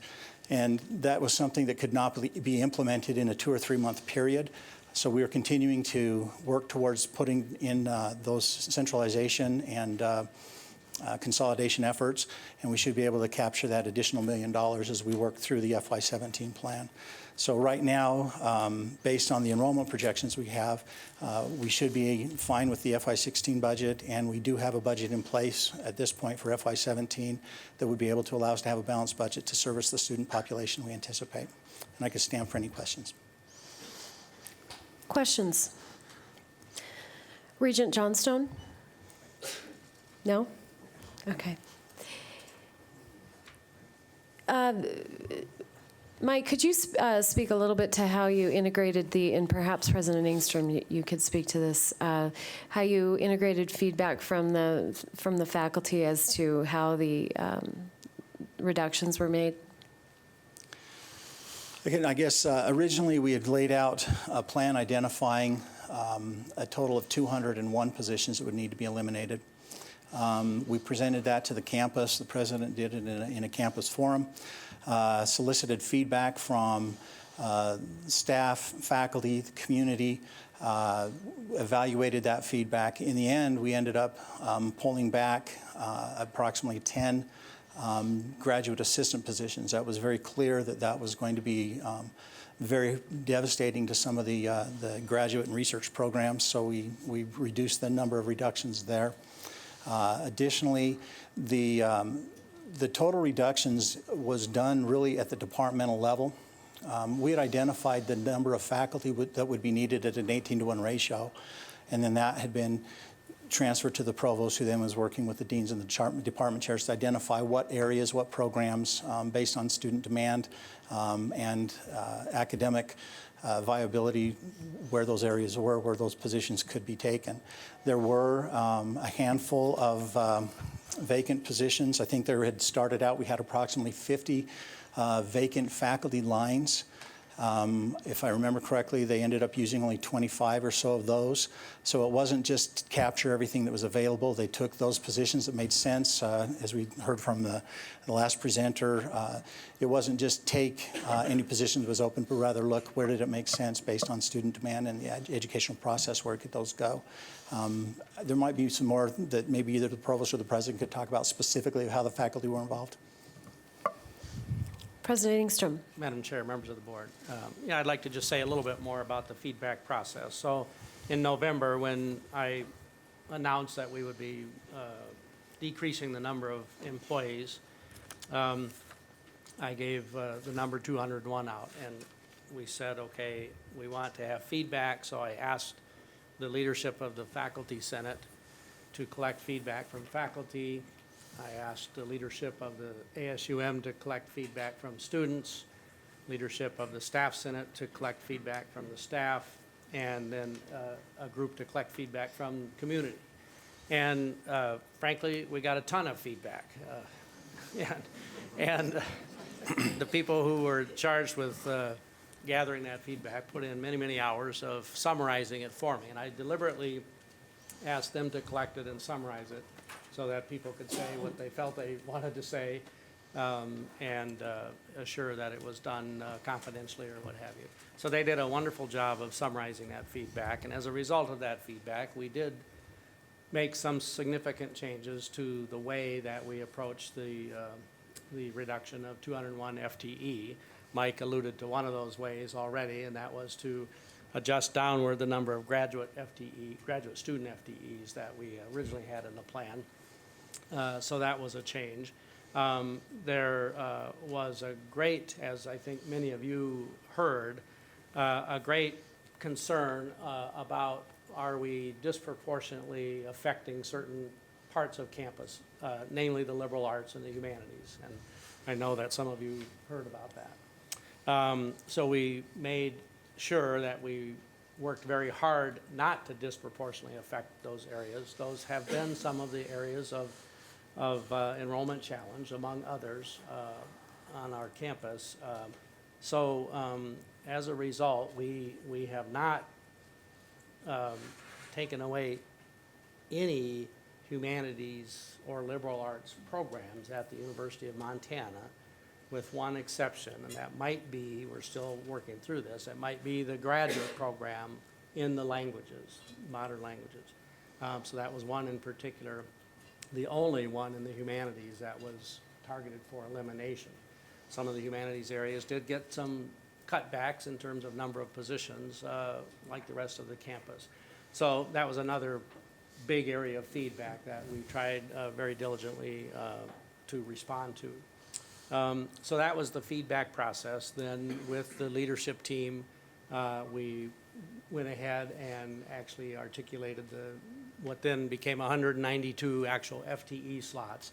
I think that resulted in 27 actual people being laid off who would have expected a contract next year, and presented that back out then to the campus in the January timeframe.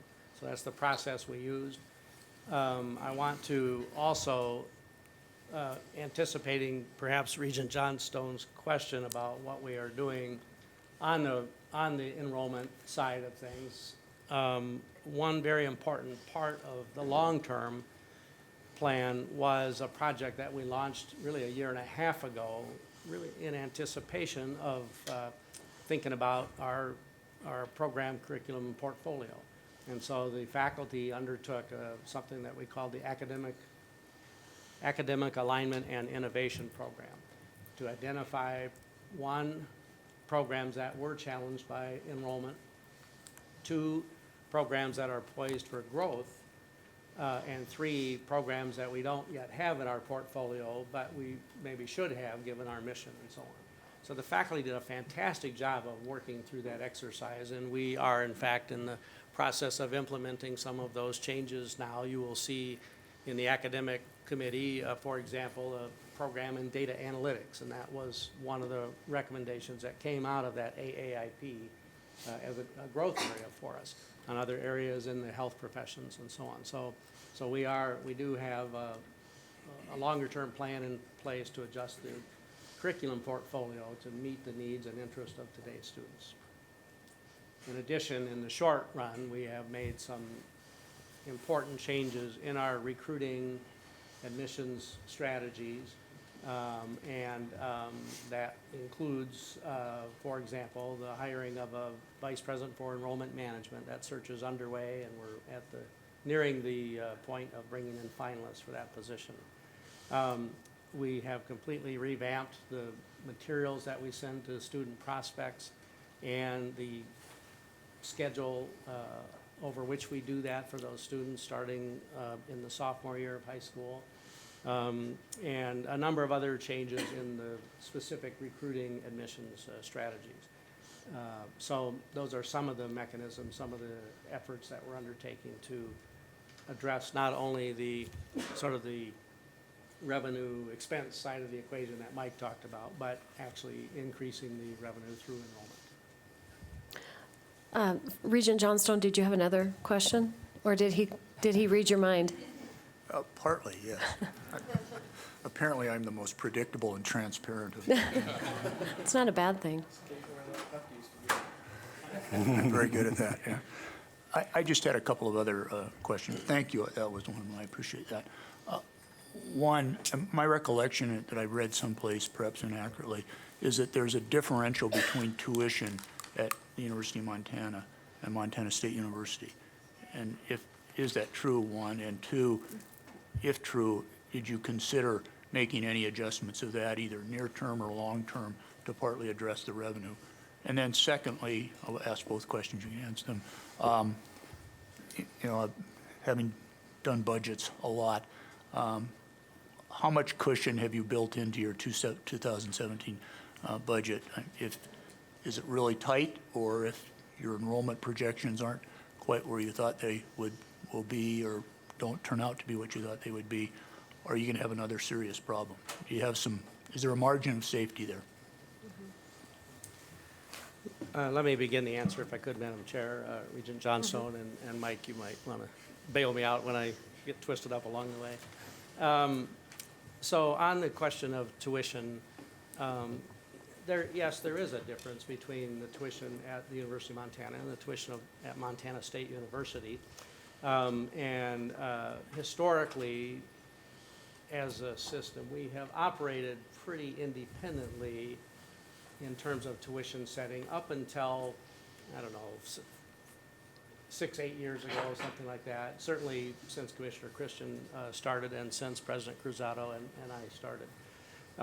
And so the university had made tuition decisions historically that cumulatively put it in a position of having an undergraduate tuition, a starting undergraduate tuition that is roughly $900, I think, now below MSU's. That's for the first and second year. The third and fourth year, our tuition goes up, still not to the level of MSU's, but sort of halfway in between. So there is a difference in tuition. Those were decisions made by people, in charge and operating with the best information they had at the time, and probably the right decisions historically. For the last 5 or 6 years, certainly since I've been there, we really have not had the opportunity to have much of a tuition discussion because we've had the caps in place and so on. So we really haven't had the opportunity to talk much about, changing that. I certainly hope that we can have those kinds of discussions going forward, and the commissioner and I have already certainly broached that topic. But where we'll end up on that is something ultimately that you folks will approve at the May meeting a year from now. But that certainly is a consideration on our mind. It's a different time today than it was 8-10 years ago when those decisions were made, and really the cost of programming for our portfolio of programming really isn't any different on a per student basis than the cost of programming at MSU, and that was pointed out by Dennis Jones, the consultant that you folks brought in. So that's the situation with respect to tuition. With respect to the cushion for next year, Mike has built in, well, Mike, you, oh, okay, sure. Madam Chair, if I may, I completely agree with the President's comments. So tuition differential isn't unique, though, between Bozeman and Missoula. That we have differential tuition throughout, and that sort of goes back to even starting as separate institutions prior to reorganization and the rest. And Missoula is lower on resident tuition. It actually is higher on non-resident tuition. So those are pricing strategies along the way, and I agree with the President. I'm not speaking to whether those are good decisions, bad decisions, but yeah, I think those need to be evaluated, and we have had in the last 5 sessions a much more sort of consistent approach to increases or the lack of, and I think that we need to look at those options as we move forward. But I think, I guess what I wanted to say is I think we need to do that in a very strategic way, and I don't want to suggest that part of the right-sizing effort that is going on, as Mike well said, to make certain that their budget adequately serves the students that are currently enrolled. I think that process has to happen, and I don't want to suggest that tuition is the answer to all our problems across the system. We need to make sure that we right-size our system to serve the students that are currently enrolled, and that's not Missoula unique. That's across the board. So I don't think it's a solution to a balanced budget, but it certainly is a conversation that we need to have moving forward and how we serve the students throughout the organization and what's the proper level. And we did do some work about 5 years ago, maybe longer than that now, with Dennis Jones from NCHEMS that really looked at the cost of those programs, which I think should be what's driving the tuition conversation, maybe more so than need, to make sure that we're adequately funding those. And I think that that's part of that strategic conversation on tuition that needs to happen. Before leaving that overall topic, if I could, I want to emphasize again something that Mike pointed out. Yes, we're a smaller institution than we were at the peak of the recession. We're an institution about the same size as we were going into that recession. But we have adjusted our staffing to make sure that we are providing a quality education. So this 18-to-1 student to faculty ratio, we didn't just pull that out of the air. That is that set of peers that you saw this morning, those peer institutions on that audit report. That's essentially the same set that we looked at to say what is the right faculty or student to faculty ratio for a public research institution like ours. 18-to-1 comes out smack in the middle of that analysis. Likewise, what's the right number of non-faculty positions to have? Did the same kind of analysis and arrived at that ratio of 1.4-to-1. If anything, that is on the light side, as you saw in that same audit on the administrative side. We are lean. But to be sure, on the faculty side, we pegged that faculty number at really what is a national standard for quality institutions of our type. You want to answer the second question? No. Madam Chair, Regent Johnstone, I guess I would say, did we build much cushion in the FY17 budget? To answer that, I would have to say that as you look at the budgets at the University of Montana over the last 4 or 5 years, they've had anywhere from $3 to $10 million of one-time money to be able to kind of shore up those budgets. They have not been operating on their current year revenues.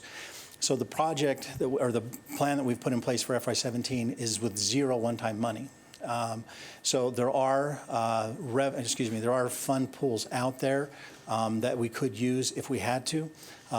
Some of that is we have funds this year, the FY16, that we could use if we were short. We decided to move forward with this 2.5% reduction because we know we're going to have to do it in FY17. So let's put it in place now. Let's move forward and preserve whatever ongoing fund balances we still have so that that can provide us some resources in FY17. The target in FY17 of $12 million, that's based on a fairly conservative enrollment. That's looking at a flat incoming freshman enrollment and then taking consideration the graduating classes and so forth. It's hard to tell where we're going to be at this point. If applications meant anything, well, we're going to double in our institution size, but applications don't mean anything, and we know that. So we still have to wait and see. The challenge is that it could be better, it could be worse. If it's better, that's great. If our enrollment comes up, we would certainly be celebrating. What we are doing, however, even though 12 million is the target that we need based on our enrollment, we do have a target of 15 million that we are looking at and just saying, ideally, even at a 12 million reduction, given the enrollment decrease, our personnel will still be about 81% of our institution's operating budget. Historically, we were around 70 to 75%, and nationally, we want to be at around that 75. That's crept up even nationally. We want to see it around that 75 mark.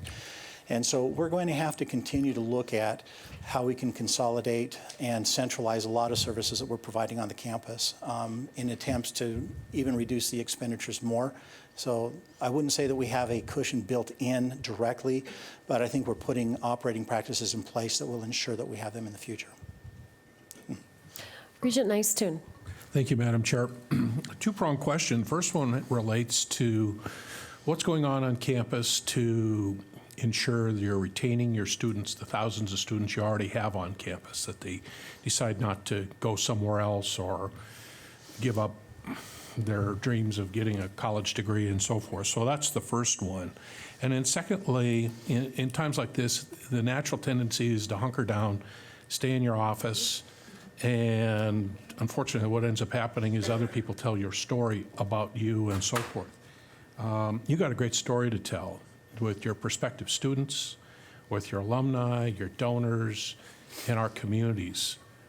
Give us some color on what you're doing to, not have the University of Montana portrayed in just bad news on the front page of the newspapers these days, internally and externally.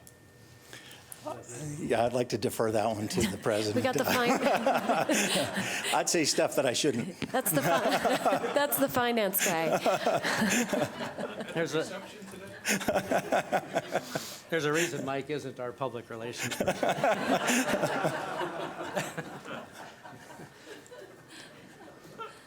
So first, Regent Nystuen, Madam Chair, members of the board, in terms of retention of current students, like all of the institutions in the room, we have a suite of programs, a portfolio of approaches focused on retention. And so, for example, we just purchased and are bringing online DegreeWorks, a major software package that allows students and advisors map out their educational program, make sure they know on a day-to-day basis what they need, what they don't need, and so on in terms of curriculum requirements. It's a package that others in the room have either put that or some program like it in place in recent years or are in the process like we are. So that's one example. We have revamped our advising efforts on our campus to make sure that our students see advisors on a regular basis and get the advising they need, make sure that there's a transition between between the general advisors that they start with and the major departmentally focused advisors that they migrate to. We have pioneered this Ed Ready program on math remediation, really not just for our campus, but for the state of Montana, and even moving to a nationwide model. It's a program that hits head-on the single most important academic reason for non-success, and that is mathematics. Having tremendous results with Ed Ready and implementing on a university-wide basis. We have the Forebear program that we have had in place for a number of years that guarantees students graduate in 4 years, provided they essentially enter into a contract with us, and that is working very well, and the number of students engaged in that Forebear program is increasing all the time as well. And then another effort that we are launching, we're not very far into it, but we know we have to get into it quickly, and that is this area of customer service. I mean, we have room for improvement like every organization, and so we are taking on head-on the issue of customer service during the course of this year, so that's another effort. With respect to telling our story, you are absolutely right, Regent Nystuen, that we have not been as effective at telling our positive story in the context of some of the not so positive things going on in recent years. That has been a source of frustration for us. Some of it is in our control, some of it is not totally in our control, but it is an area that on which we are working very actively. We will have some opportunities for changes coming up in that area as we go forward here in the next few months. It's an area we definitely recognize that we need to work more effectively. Chair Tuss. Thank you, Chair Albrecht. A couple questions. I think the first one, perhaps, Mike, is for you, and the second one maybe for President Engstrom. And maybe I missed your comments earlier when you talked about your expenses being 85% personnel costs. I'm curious about what we would consider to be industry average is there in higher education. I thought that you had mentioned something in that 70 to 75%, but I'm very curious about what folks think it should be versus what the University of Montana is. And then the second question, perhaps for President Engstrom, is we had a little bit of a chuckle when you said that you had got a lot of input about the plan. I'm curious about whether or not you're comfortable that you really covered the waterfront on that particular issue in terms of the consultation that you asked for with the student body, with the faculty senate, with the community, with industry. Are you pleased that you did enough outreach, if you will, to those particular constituencies that have a big stake in the University of Montana? Chair Tuss, Madam Chair Albrecht, as far as the personnel ratio goes, the University of Montana, if you go back historically, has generally been in the 70 to 75% range of total personnel to budget. Talking about current unrestricted, the general fund budget. Every year over the last 3 or 4 years, it has continued to increase by a couple percentage points to where the FY16 budget was going to be about 81% personnel. When we had the decrease of $6 million, that immediately put it up over 85%. Which just is not sustainable. That means we've got 15% of our budget that would be available for something other than personnel, and almost 10% of our budget is fixed costs. I shouldn't say they're fixed costs, they're variable, but costs for such as insurance, utilities, those type of things. We really have no control over that. So at 85% personnel, 10% in those kind of mandated or fixed costs, we have 5% of our budget available to do anything with. And that just puts us in a position where we can't function. So the goals were to get that budget, that personnel down closer to that 75% level. The projections we had put in place for FY17 would have brought us down to about a 77% personnel. Now with the $6 million reduction that we had in FY16, again, as that carries forward, we'll be right around 80% again in FY17. Ultimately, I'd like to see that number closer to 75%. If you go out there and if you look at the institutions of higher ed across the country, it's not uncommon to see 75%. You even see some institutions at 80%. But just by the way our budgets allocate out based on fixed costs and otherwise, at 80%, there's really no flexibility. Your budgets are pretty much committed to personnel and fixed costs, and you have very little to move. So I'd like to see us get it down to 75%. I think that would be more in line with kind of the national average, probably even more on the efficient side as far as having a little more flexibility with the budget. I wouldn't say 80% is bad. I would probably say if I were to go out and look, I would see a fair number at that 80% mark, but clearly 70%. I think industry is usually around 70 or below. Higher ed's a little bit higher than that, but I'd like to see us try to get to 75% so we can have some strategic funds to advance the institution.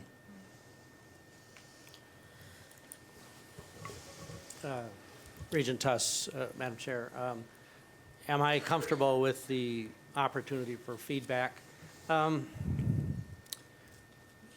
I would say 8 on a scale of 10, I guess. I think we did put in place the mechanisms for feedback to occur with the various constituencies.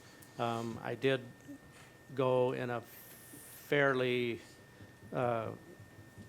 interesting session before the Faculty Senate one day and stood for questions and feedback for quite a length of time. I did go before the Student Senate, same thing. So there was certainly opportunity for input. Nobody likes budget decreases, and everybody wants you to be strategic until it's their area you're strategic about. And so, yes, I have gotten a lot of concern and questioning, why are you dinging my program $5,000 and not the program next door? I think that's a little bit the nature of doing this kind of work. In the end, I think that we have received and responded to all of the feedback, essentially all of the feedback that has been out there. I think the effectiveness of that, from my point of view, under the circumstances, I think we've done a good job of that. But I would encourage you to talk to members of the Faculty Senate, Student Senate, and others that are either here today or at some other time. Thank you. Yes, Regent Lozar. Thank you, Madam Chair. If I heard you correctly, did you say we were down $8 million in non-resident revenue over those 2 years? Regent Lozar, Madam Chair, yes. If as of last week, the non-resident undergraduate tuition was down by $8 million from what we had projected for the budget. Mm-hmm. Correct. So a follow-up question. What do the trends look like for non-resident enrollment over the next year or two? And what are some of the things that you're doing differently or planning on doing differently other than hiring a new VP who's doing some recruiting? So what are some of those things that you're going to do differently to have maybe a different outcome in the next year or two? Sure. Regent Lozar, Madam Chair, and I'll let the President fill in the back end there. The trend, I think one of the things is it's difficult to predict the trend, but some of the things that happened this year, as we look at the non-resident specifically, why did that take place? There were some things that happened in some of our major non-resident markets. Washington State has been aggressive in lowering their in-state tuition, and so that makes us less competitive price-wise to Washington State as an example. One of the other things is we saw in the kind of the present law adjustment information, we receive about 77%, if I saw the figure correctly on Frida's presentation, 77% of the funding based on the resident portion only. So we have to find a way to generate more revenue, typically through raising non-resident tuition.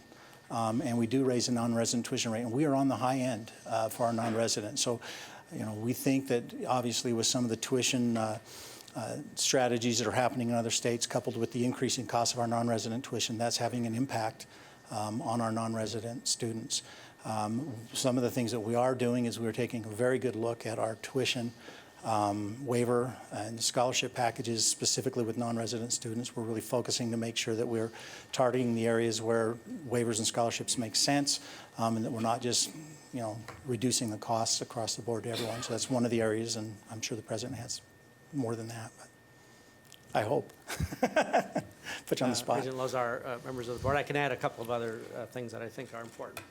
So we have changed the way that we buy names from non-residents to begin with. And instead of using what maybe in the past has been somewhat of a shotgun approach, we brought in some consultants to help us think about markets in other states that are particularly higher percentage yields markets for us.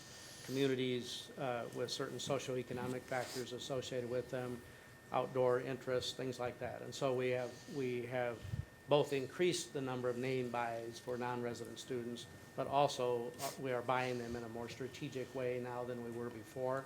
And so we believe, well, certainly mid-year indications are very strong in that regard in terms of applications and admissions and so on. We are running way ahead of previous years. We still have the very difficult task of turning those into registered students. And so we're pulling out all the stops on our campus visits, on our outreach to those students. We've mobilized an alumni project to make contact with those students in other states and a variety of things like that. Thank you. Thank you. Commissioner Christian. Madam Chair, I mean to change topics, but just, well, I think we have one more update too, don't we? No. Okay. All right. Maybe we did. Well, I guess I would say one thing. This isn't necessarily germane just to the University of Montana, but I wanted to just hit briefly on how we report enrollment. That's come up a bit, and I want to make sure that there's not confusion within our group. So normally we report enrollment on a fall-to-fall comparison, and that is the norm. We report it at the board meeting, and then May of the year we would annualize enrollment and give an official report. We've had some requests, and those are accurate, but it's very rare that we would report a spring enrollment or these interim enrollments. And when we do so, we compare spring to spring, or that period to a year ago, not spring over fall, or a comparison to the last time it was reported. And so, I guess I would point out if it's reported in the fall that an institution is down 5%, we almost have no growth, or we've never had growth from Christmas enrollment. So if you're down 5% in the fall, it's almost assured that you'll be down 5% in the spring. That's not an additional 5%, but that's the same 5% that you were down in the fall. And that's why we don't really do these interim reports, because there's really no way to do it on an interim basis with any given time parameters other than to compare to a year ago. So there's been some discussion of that, and I just want to make sure we're all on the same page. A 5% reduction last fall is the same 5% reduction now. And those do change. And generally, since we don't have incoming freshman classes starting at Christmas for the most part, we see, if anything, reductions in the spring semester and again in the summer semester. So it is very much in line with how we report, and that's why we report on those consistent basis and not on an interim basis. The reports are accurate, but I think sometimes they get misinterpreted. It's not an addition to, it's the same. And so I just wanted to make that comment before we leave this topic. Maybe that's suggesting we leave this topic, but certainly can answer any other questions that are specific to the campus. I just want to have one last comment as we move into the next part into the audit reports. I just think that I want to thank all the leadership from the campuses who have just given us reports. Leadership is never easy, and certainly in difficult times, it's the most difficult time to be a leader, and certainly in right-sizing organizations and in being accountable to serving our students and our state and being accountable to our taxpayers. These are the difficult decisions that have to be made to ensure that our future viability and our service to our students and our state remains stable and in line. And it's tough to be in the public eye when you're making these kind of decisions, but I just want to commend everyone for their diligence in moving our universities forward. And I want to thank you, President Engstrom, for your willingness to be transparent, especially with being open to input, responding to that input, opening up your cabinet to receive additional input, and looking closely at the changes that need to be made to strengthen the University of Montana as one of our institutions. So again, thank you all for that. And at this point, I would like to, unless there are any further questions, I would like to turn this over to Commissioner Christian to talk about the audit reports. Thank you, Mike. Madam Chair, thank you. The audit reports are posted. I would say that items 1 through 10 are clean, unmodified opinions. That's as good as it gets. That is the highest ranking. There's nothing remarkable in those to talk about. I'm very proud of the institutions, the work that they've done. We certainly could answer, and when I say we, I mean Frida, could certainly answer any specific questions that you have, but they've been posted. The 11 and 12, I would make brief comments on. The Commissioner's Office has a clean, unmodified opinion, which is the highest ranking you can get, but it did come with several recommendations, and those recommendations are appropriate. We concurred with those. They had some timing issues. We spent the appropriate amount of money over the biennium, but we spent too much in 1 year and not enough in the second year. We're allowed to do that. We need a change document to do it. We got that document, but we got it after the fact, and we will absolutely put things in place, and they already are in place, to make certain that that is not repeated.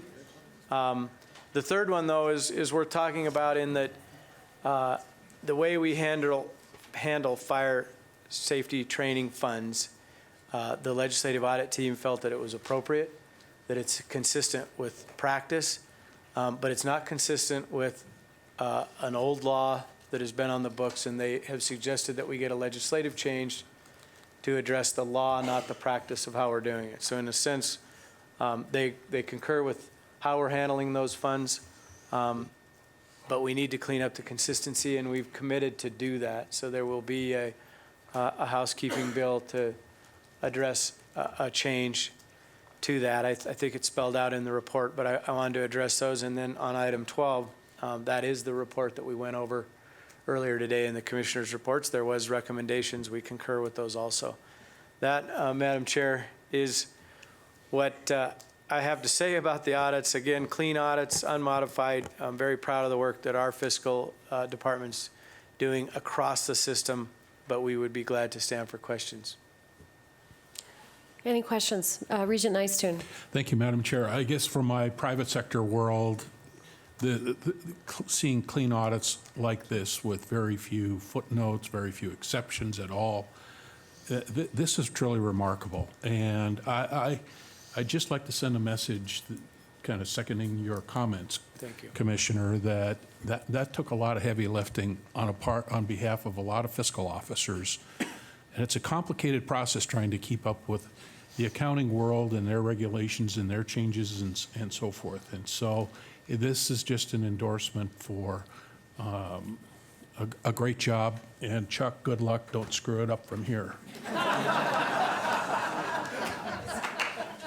which, by the way, Flathead Valley Community College has a history of clean audits like this, too. So Chuck, I know, comes in with high standards, so Godspeed, Chuck. Any other questions or comments? Seeing none, I would say that this completes the Budget Audit and Oversight Committee meeting. Chair Tuss. Thank you, Madam Chair. We will now take a 15-minute break and reconvene at 4 o'clock. Thank you. We will now be back in session, and I'm going to turn the floor over to Regent Nystuen, the chair of our 2-year Education and Community College Committee. Regent Nystuen. Thank you, Chair Tuss. This afternoon, we have 4 items on our information piece of our 2-year Education Community College Committee. We know at this late hour that we are standing between you and a student art show and a reception, which means more calories. And Commissioner Christian and I were just comparing notes. My laptop says I have 20% battery left. He is down to 14. So give me the sign, Clay, when yours is down to about 5, okay? So we'll kind of keep moving this along here. So thank you. All right. This afternoon, in seriousness, we have 4 items, and I'm capably assisted by Deputy Commissioner Seck this afternoon. The first item is really pretty exciting, and it's some really good stuff. I've got a sneak preview of this, and with that, what I'd like to do is turn the floor over to, turn the mic over to Deputy Commissioner Seck to talk about the Department of Labor and the Montana University System, some workforce development partnerships, and where we're going from here. So, John? Thank you, Mr. Chair, members of the board. As you recall, 1 year ago at this meeting, the March meeting, we invited Commissioner Busey to make a presentation.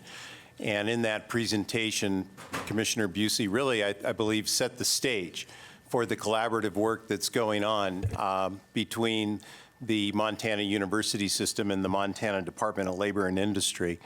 Working with the Rev Up grant and the Commissioner, we were very fortunate to hire Dr. Kirk Lacey on July 1, who is serving as the Director of Industry-Driven Workforce Development Partnerships, and that is a joint position between the Montana University System and the Montana Department of Labor and Industry. And so Dr. Lacey joined this board for a presentation back in Butte in September, and he is here to provide this board with an update of the work that has taken place since September. So, Dr. Lacey.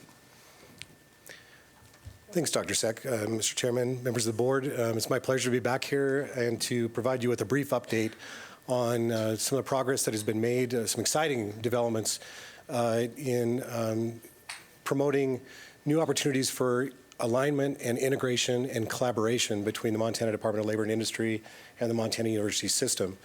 I believe on the agenda there's a 1-page outline of the update that I'd like to give. And so if you recall in September, I outlined 5 different priority areas of focus for partnership development and program and service alignment and integration.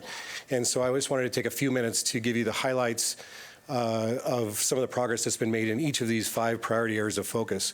The first area of focus focuses on aligning and integrating data between the Commissioner's Office of Higher Education and Montana Department of Labor Research and Analysis Bureau to create customized reports at the college level and for each academic program offered by each college, to provide a talent development pipeline and gap analysis, which ultimately at the end of the day will be a template that we can apply to each college and then over all colleges at a system level, which provides an overview of data analysis of the characteristics of students that are coming into each academic program, so the student inputs, characteristics and trends of student characteristics as students are progressing through each academic program.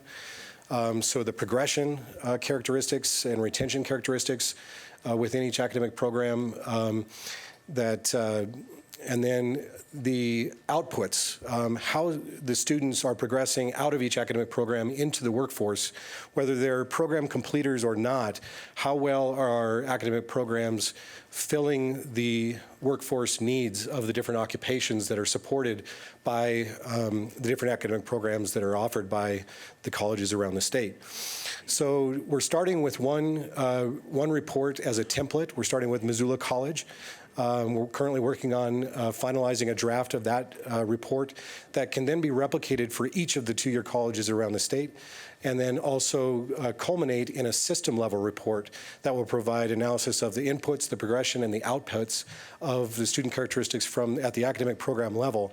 And then ultimately, one of the most important value dimensions of these reports is that we'll be able to put these outputs side by side against the projected workforce needs in these occupations and industries that these academic programs are committed to supporting, and to see what the gaps are, to see where we're adequately serving the workforce, the current and emerging and projected workforce needs in different occupations throughout the state, to see where we're not teed up with an adequate pipeline to address the workforce projected needs, and also to help the colleges and the system identify where there are needs that we don't yet have academic programs addressing those gaps, and to support the system and the colleges in program prioritization and proposing new programs to come forward that are specifically targeted to address the priority workforce needs of the state. So that report for Missoula College will be completed by the end of May and should be available for the May Board of Regents meeting in Havre. We'll also then be working through the summer to get a system-wide level report available for everyone by September, the start of the fall academic year. The second area of focus where a majority of time and effort has been committed over the last 8 months is on integrating apprenticeships and other work-based learning experiences into academic programs offered by the colleges. And in the interest of time, I won't go into the details of these projects that you can see here, but it's very exciting that there's over 20 different projects that are currently in play that are taking advantage of an opportunity to leverage the academic programs that we have at the colleges, programs and services at the Department of Labor and Industry, and reaching out specifically to individual and groups of employers across industry sectors throughout Montana to identify ways to embed new work-based learning experiences with the employers' sponsorships that can also then be embedded within, integrated directly within the academic programs of the college. So knowing that the significant workforce needs that exist throughout the state, the projected significant shortages of adequate workforce pipeline that the state is projected to grapple with over the next decade, what these experiences allow us to do are to allow eligible workers to get into a sponsored work-based learning experience while simultaneously be enrolled in an academic program with the college, so they don't have to decide between earning a degree or certificate or going to work and earning a living. They can do both simultaneously and concurrently, and the work-based learning experiences can complement directly the career pathway that they're entering into with their academic program. We have some exciting developments here. Montana was recognized as one of 6 states in the nation to be a part of a work-based learning policy academy, and so that will fuel the momentum that we have in this arena for this priority area of focus over the next several months. And we're working with colleges. Every one of the 2-year colleges in the state are involved in discussions and cultivation of projects under this second priority of focus. And so we have colleges working together in new ways, in collaborative course sharing models and collaborative models that jointly reach out to industry employers together rather than separately.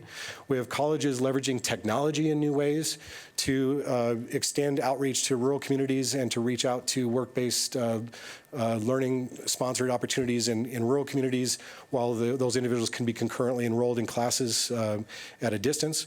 And we have new delivery models that are being customized to the employers that address their specific workforce needs and also make it feasible for adult learners to simultaneously work and pursue a college credential.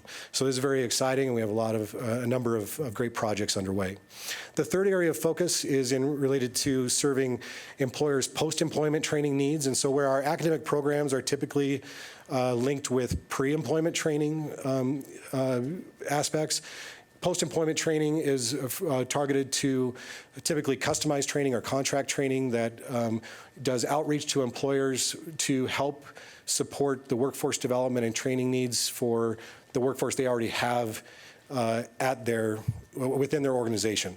So as individuals within their workforce need to increase their skills in certain ways, or as jobs are changing and individuals need to have a training program to learn to adapt within the job that is changing, or to upskill and advance within their particular careers, and do succession planning and succession management with additional training. Post-employment training provides that opportunity to do unique outreach customized to groups of employers. The RevUp grant has funded a project with a consulting firm to do an initial needs assessment and gap analysis of post-employment training needs in the manufacturing and energy industries in particular. They're going to be producing their recommendations here in the coming weeks, along with introducing best practice models for how, at a state level, we might be able to leverage synergies across campuses where we can more effectively address employers' post-employment training needs on a system level or through state-level collaborations in ways that individual campuses can't do on their own. The fourth area is taking advantage of the recommendations that the Board of Regents passed in September with new guidelines for prior learning assessment. And over the last several months, we've been doing significant outreach to union joint apprenticeship training centers and the Montana Apprenticeship Training Directors Association, as well as employers that have established training programs within their organizations to do outreach with those organizations and have their programs be able to be evaluated for college level credit, and to leverage prior learning assessment credit that can then be dovetailed to support those members or those employees that have earned that college level learning and that college level credit to apply towards a college credential, whether that be a certificate or degree. We're also working with a number of the union JATCs on degree completion pathway programs specifically tailored to their membership. So to go from prior learning assessment to associate degree completion to bachelor's degree completion that leverages the training that they've already earned through the union training programs is a key part of that project number 4. The last project is working at the community level with the colleges, the job centers, adult basic education centers, vocational rehab, other WIOA, Workforce Innovation Opportunity Act partners, to cultivate community-based pilot projects where community partnership teams can identify what are their priority workforce development needs at the local community level, to cultivate a pilot project on how they would envision pulling together and implementing an initiative to address those priority workforce needs, and then working at the state and federal level to identify resources that can be brought to bear on those local community projects to allow them to implement things at the local level. Specific example, we just completed a request for proposal process statewide for a $100 million U.S. Department of Labor Tech Hire grant initiative. Through the request for proposals, we had 9 different community partnership teams, which have stakeholder groups that represent a variety of workforce stakeholders throughout their respective communities. We had 9 communities submit proposals. The State Workforce Innovation Board reviewed the proposals, a subgroup reviewed the proposals and selected 3 of the 9 for inclusion in a state-level Montana Department of Labor and Industry grant that we'll now be submitting to the U.S. Department of Labor for consideration for funding for just under $4 million to support those 3 pilot projects in those communities. Communities are Billings, Bozeman, and Missoula. And I'm glad to say that MSU Building City College, MSU Gallatin College, and University of Montana Missoula College are key partners in each of those 3 projects that were approved to go forward for federal funding. Similarly, we would like to take a similar approach to outreach and cultivate projects at the community level. In the next second round of the U.S. Department of Labor $100 million apprenticeship grant, which we're expecting to be announced in April. And additional opportunities for funding like that at the state, federal, or private level to help communities move forward on pilot projects that serve their local priority workforce development needs is the goal of that project number 5. So with that, that's my update on where we're at. We're very excited with the progress, and I'm happy to answer questions or to take any suggestions that you might have. Thank you, Dr. Lacey. Deputy Commissioner Seck, other comments that you'd like to contribute to Kirk's report? Mr. Chair, members of the board, just a shout out to all of our colleagues, the 2-year and community colleges in the state who've been working on these efforts. And again, to our partners at the Montana Department of Labor and Industry and the 2 federal grants, the Rev Up Grant and Healthcare Montana Grant. They've all, along with Kirk, have been working very hard on this. And I represented Commissioner Christian at the Workforce Innovation Board meeting a couple of weeks ago, and it was just exciting to hear and listen to the conversation that took place at that board meeting. Thank you, Dr. Seck. Questions or comments from the regents and others? Regent Lozar. Thank you, Mr. Chair. This is certainly exciting to see all these different programs that have been launched in the last 6 to 8 months. I don't know how you have time to do all of this work. It's really impressive. You know, you see the words new and model and pilot quite a bit throughout all these new initiatives that you're launching here. Just curious what the strategy is on sort of assessing all these new things that we're testing out. Is there something in place that you have that is capturing what's working, what's not working, what can be expanded in future years? It's a great question, and as we move forward with the evolution of each individual project, they'll each represent their own assessment strategy and the outcomes that are expected from each project, but they'll have general themes across projects that will become part of an overall assessment and outcomes report and tracking capability. Because we are cultivating new efforts and new initiatives, these are across the spectrum completely new efforts where we're bringing the colleges and the local communities and Department of Labor, the University System Office together and the various stakeholders. And we're learning a lot of lessons learned along the way. We have different levels of outcomes and productivity, different things go at a different pace depending upon the individual programs.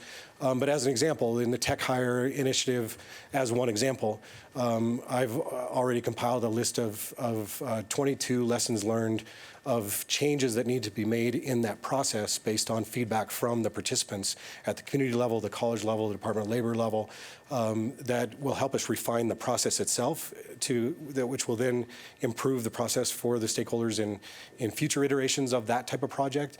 But it also helps us learn how to build a better system of this effort overall. Regent Johnstone. Thank you, Chair. As somebody that was involved in Main Street, Montana, this is impressive. This certainly was one of the things that we were driving towards, and I congratulate you on this. But I guess maybe the suggestion or the admonition that one of the things that the private sector is always skeptical about is government projects that study things and have pilot projects, and it never comes to fruition. And we heard that when we went out and met with private industry. And I would just encourage you, to the extent possible, to move these things along, turn them into real programs, move beyond the pilot stage as quickly as possible. Certainly you have to do it judiciously and carefully, but you will lose the support of the private sector if it takes too long and there's too much studying and too much bureaucracy. Yes, the point is very well taken. Other questions or comments? Thanks, Regent Nice-June and Kirk. Just not a question, but a comment to really thank you. And I think, as is evident, I think, from this summary of what you've been doing, but it's really not an easy task that you've been given to take, both these two large systems that need to be working well together, but also to integrate that community piece, the industry piece, and bring all of these folks to the table to do some quick work. And I think in a lot of these cases, the change has happened pretty quick in the projects that I've been working with you on. And so I think we will see some results that are going to be long-term systemic pieces and that are going to end up being built in as we go forward. And it really, I think, puts us in a good place as a state to address some of the workforce challenges that have been raised, both through Main Street and, the last Labor Day report, and as far as where our demographics are and where we're going, and hopefully put us in a good opportunity to take advantage of, whether it's federal opportunities or others, to make sure that our economy continues to grow. So just really wanted to thank you on behalf of the governor and really all of us from this side for all that you're doing and being all over the state all the time. Thanks, Harry. Thank you, Ms. Smiley. Having seen an advance copy of the Missoula College report, I think I can already in my mind picture Dean O'Brien taking that information and allocating precious human capital and financial capital to take this and run. And we talked about the opportunity for President Engstrom to tell a story. I think that there's some really good information in that report that you can leverage to the benefit of the greater Missoula community and Western Montana as to the impact Missoula College and the university is having connecting real students with real jobs and real opportunities and looking to where you should allocate your resources going forward. So I hope the Regents join me in really diving deep into that report as you see it coming around the corner. Okay, any other questions or comments? Thank you, Dr. Lacey. Thank you. Okay. Next item of business is the placement work group report. John, would you like to cue that up for us? Mr. Chair, thank you. Back in August of 2015, the Commissioner created a statewide placement work group comprised of representation from across the Montana university system and also including representation from the community colleges and tribal colleges. This was precipitated by a decision from ACT to terminate its Compass exam effective this coming December, which many of our two-year campuses use to assess students. So we turned to Leanne Frost from Great Falls College MSU to chair this work group, and she's done a magnificent job leading this group on a weekly basis since August, and she's here today to provide this board with an update. Leanne? Thank you. Mr. Chair, members of the board, I'm Leanne Frost from Great Falls College, MSU. I oversee the general education, business, technology, and transfer classes there. And as Dr. Seck said, he did ask me to chair this work group. And so we have been working hard since August when the task force was put together. And our charge was to create a system-wide placement system, including not only a common assessment tool, but also cut scores to help students. We've had 33 participants from 18 different institutions as part of the work group, and that has included public, private, tribal, 2-year and 4-year institutions altogether. Basically, this is a progress report. It's our initial findings. We've done a lot of work since August, but there's still some more work to do. And our initial findings include the fact that this is a national problem. There is not an easy solution for this. We've talked to different people in other states who are struggling with it as well. Dr. Seck has reached out to his colleagues in other states, and basically they echoed the results of our report. I think that there is a great opportunity here for us to create something that will work well for students to be able to come into the 2 years, transfer to the 4 years, or go straight to the 4 years, and beginning with being assessed at the high school level as well. So there's a nice seamless partner with our K-12 institutions. Basically, what it comes down to at this point is that probably our top two options that we're looking at creating our own state system and also possibly looking at AccuPlacer as a state system. Right now it's being used by a lot of campuses as a stopgap measure. And I told Dr. Seck I was not a proponent of AccuPlacer at all when I started chairing this task force. But I think that it has come forward and recognized the need and assessment and has actually made a lot of improvements. And you'll notice with the report, there was actually some reliability data and some other pieces associated with AccuPlacer that they have come a long way. But still, those are probably our two top things we're looking at right now. We did look at EdReady as a placement tool. There are some campuses that have successfully been able to use it as a placement tool, not very many. And with a lot of work, and as the people who created the systems called it artistry in making that tool work, and in talking to EdReady themselves, they said, this really is a skill building tool. It's really not an assessment tool. One of the things that we also found is that there are definitely different needs across the different campuses. 2 years compared to 4 year, whether they have traditional students, non-traditional students, distance students, on-campus students, lots of different needs that need to be met. Campuses are using ACT scores for placement measures. That works well for our traditional students right out of high school. Does not work very well for our non-traditional students who have been out of school for a while, do not have ACT scores. The other thing that we found, and at this point it's more anecdotal information than actual quantifiable information, but one of the things that we are finding that math instructors, students who are being placed with that ACT score that they took in their junior year, sometimes are actually underplaced. If they took a math class that senior year, they have gained knowledge and skills, and so they have actually benefited by retaking a placement test upon entrance to college. They've scored higher than they did in their junior year when they took the ACT. At the same time, some students who did not take a math class their senior year lost some of their knowledge and struggled a bit using that ACT placement score. So the recommendation was obviously take the higher of the score. To paraphrase Brad Aldridge at Flathead Valley when we were talking about the placement system that they're experiencing or experimenting with, he said, we want to create a placement system that opens doors and not closes them. And that's exactly what we want to do. We want to place the students the best where they're going to be successful and where it's not a barrier, but it's actually support for them.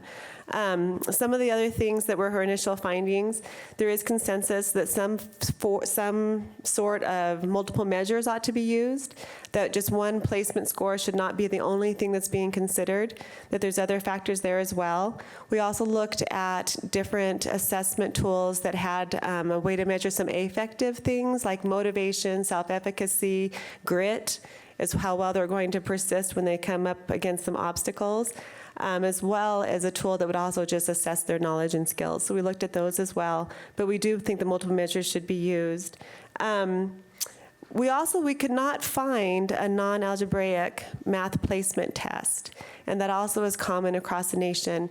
As we've moved toward creating math pathways and moving students away from college algebra as a default college freshman math course and doing, so for example, a contemporary mathematics instead, there's not a placement tool that does that. Right now they are all algebraic placed, or all algebraic based. So with those initial findings, some of our recommendations were that because of the time frame and the timing that ACT did not give people a whole lot of notice, and yet we've got students coming in already now starting to register for fall, that campuses be allowed to create some temporary or stopgap measures, and a lot of them are going to AccuPlacer. Some are creating sort of a mixed system of some different tools that they're doing.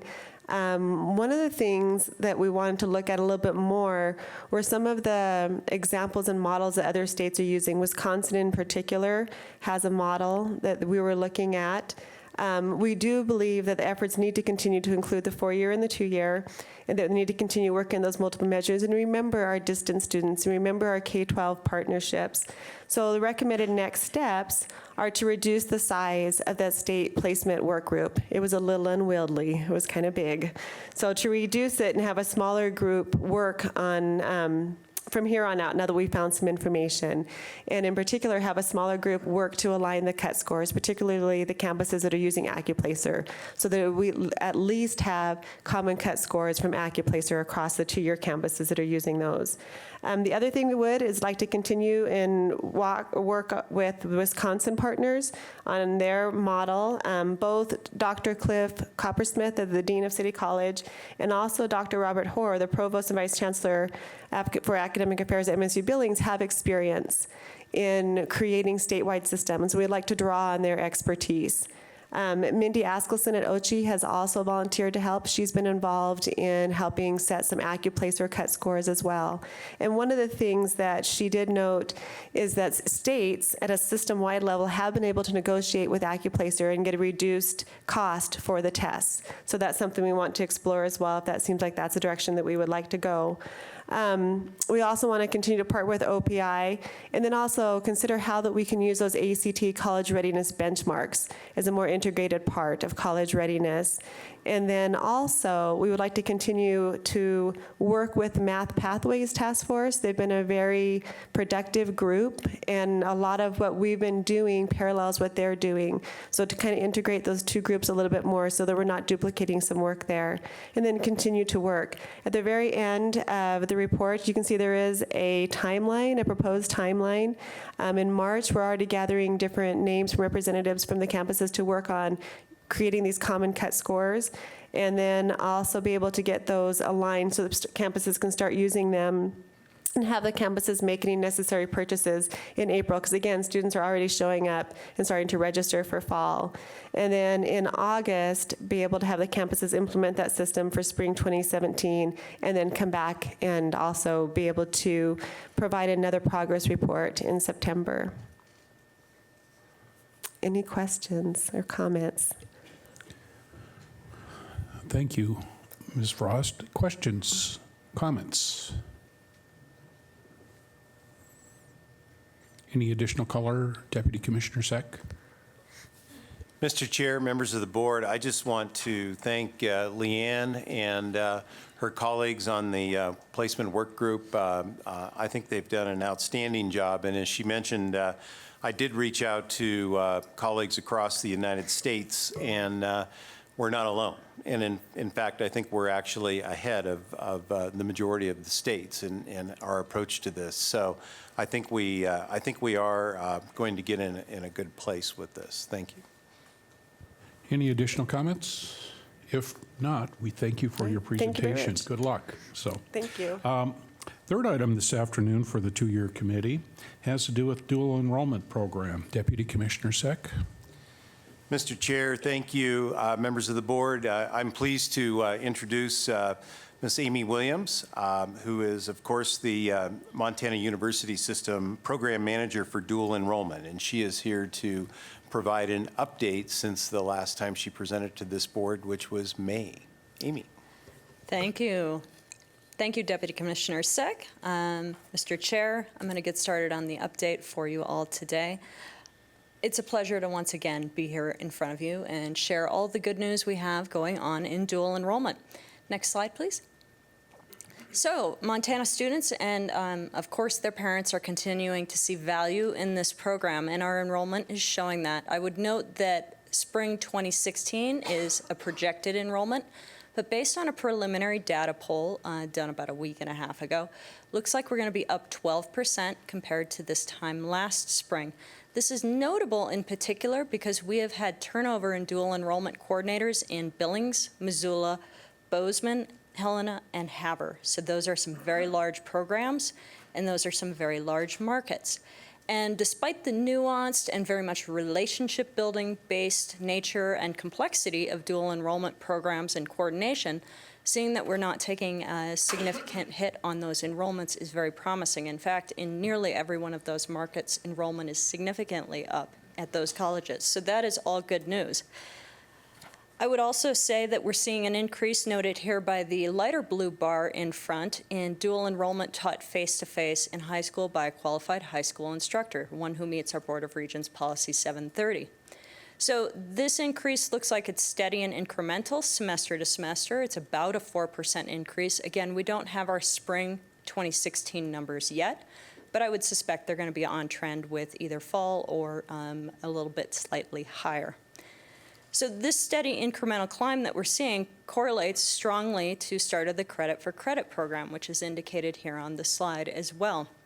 And I would note that this is the first time, the reason why these bars show up after Credit for Credit is that's when we started really capturing very tight data on this group. So next slide, please. I did want to give you an update on Credit for Credit. We're entering the final semester of this innovative program, and as of fall, we have issued more than 1,400 credits worth of free tuition to 310 teachers across the state of Montana. This program's been tremendously popular, no surprise there, and it's increased dual enrollment options for students across the state in school districts large and small, and it's also increased the variety of offerings available in those school districts large and small. Well, I won't cover it here in the interest of time. It's late in the afternoon and we're late on the agenda. I did include comments from Credit for Credit recipients in the report that I submitted to the board, and it does provide a very compelling narrative for the impact of the program. And if you haven't had time to peruse those already, I would suggest you do. Next slide, please. So I'm glad that Deputy Commissioner Tyler Trevor has rejoined us because it is his foresight that allows us to have outstanding data on enrollment participants.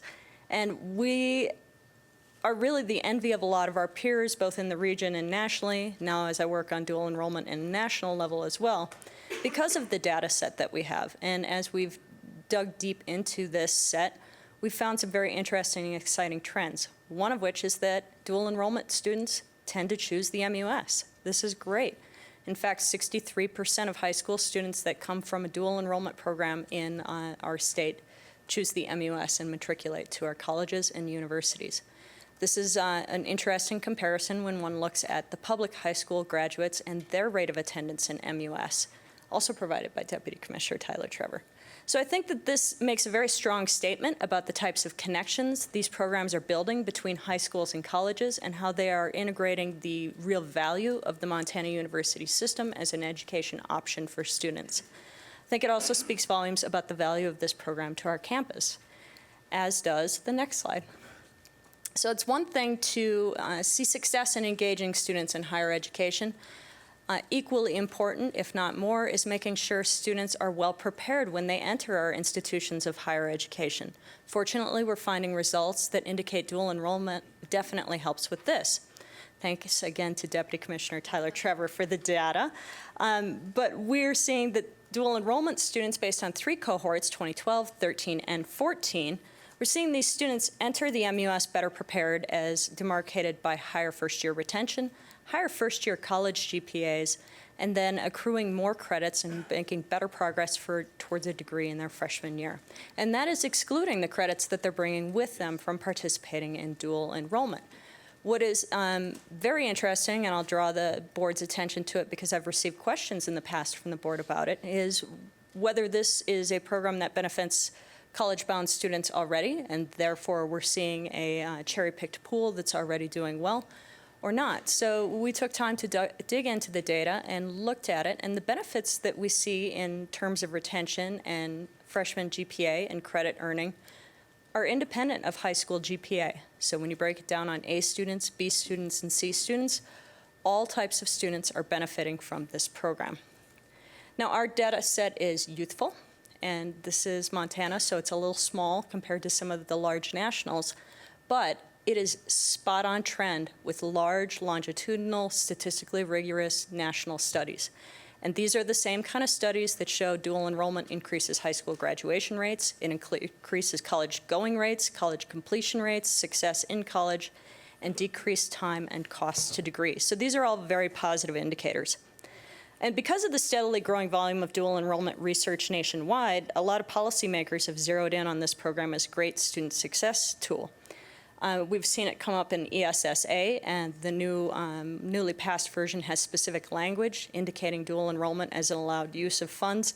It's already in discussion in higher education. There's already an act, a bipartisan act, with a cornerstone foundational piece as dual enrollment, and it's very much always talked about in Perkins legislation, which is a hot topic on the Hill these days as well. Next slide, please. So all this begs the question, what's next? Because clearly this is a program with tremendous potential to help students successfully engage in higher education, which is something that all of us in this room are very strongly invested in. So as you heard this morning from the governor's office, the Commissioner Christian, Governor Bullock, and Superintendent Juneau really want to increase the reach of this high-value program to more Montana students. And they have committed to the 1,000 students per year for the next 3 years goal. It is a bold goal, but absolutely the time is right. And here is why. Dual enrollment has momentum both in our state and nationally. We're seeing enrollment continue to climb. We're seeing high rates of engagement. We're seeing better recognition. I'll call it name recognition for lack of a better term. We are also very fortunate to have invested leadership across all levels in this state.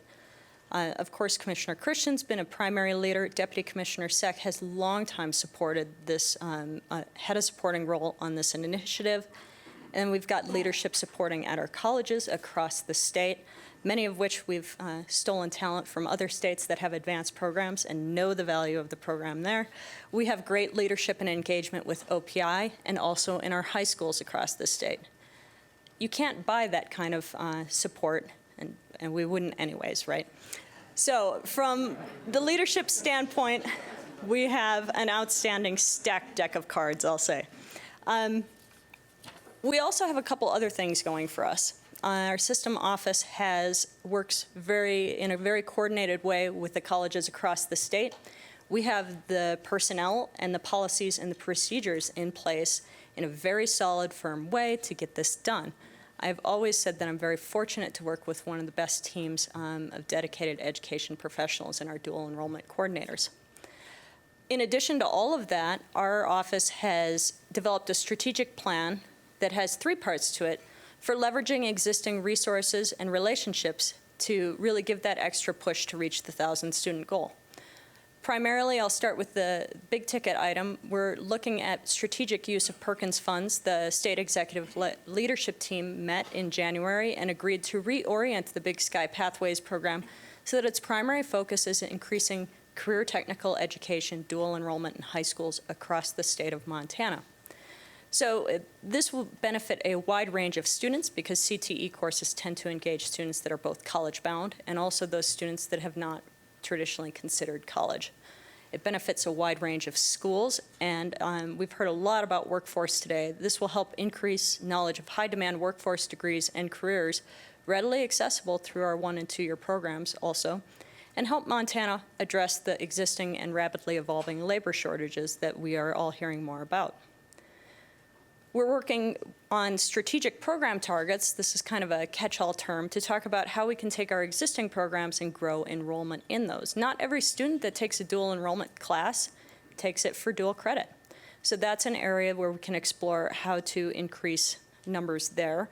We're also looking at, as part of that, streamlining processes and workflows on our campuses so that our coordinators can spend more time on the high-value work and less time processing things. And we're looking at finding the high-value courses to students and prioritizing those in development, as well as developing new program options like summer dual enrollment, which in other parts of our country is very strongly utilized and is pretty underutilized here, although we do have some good programs existing in the state. That would be a great model that would be of high value for students looking to use, productively use some of their summertime.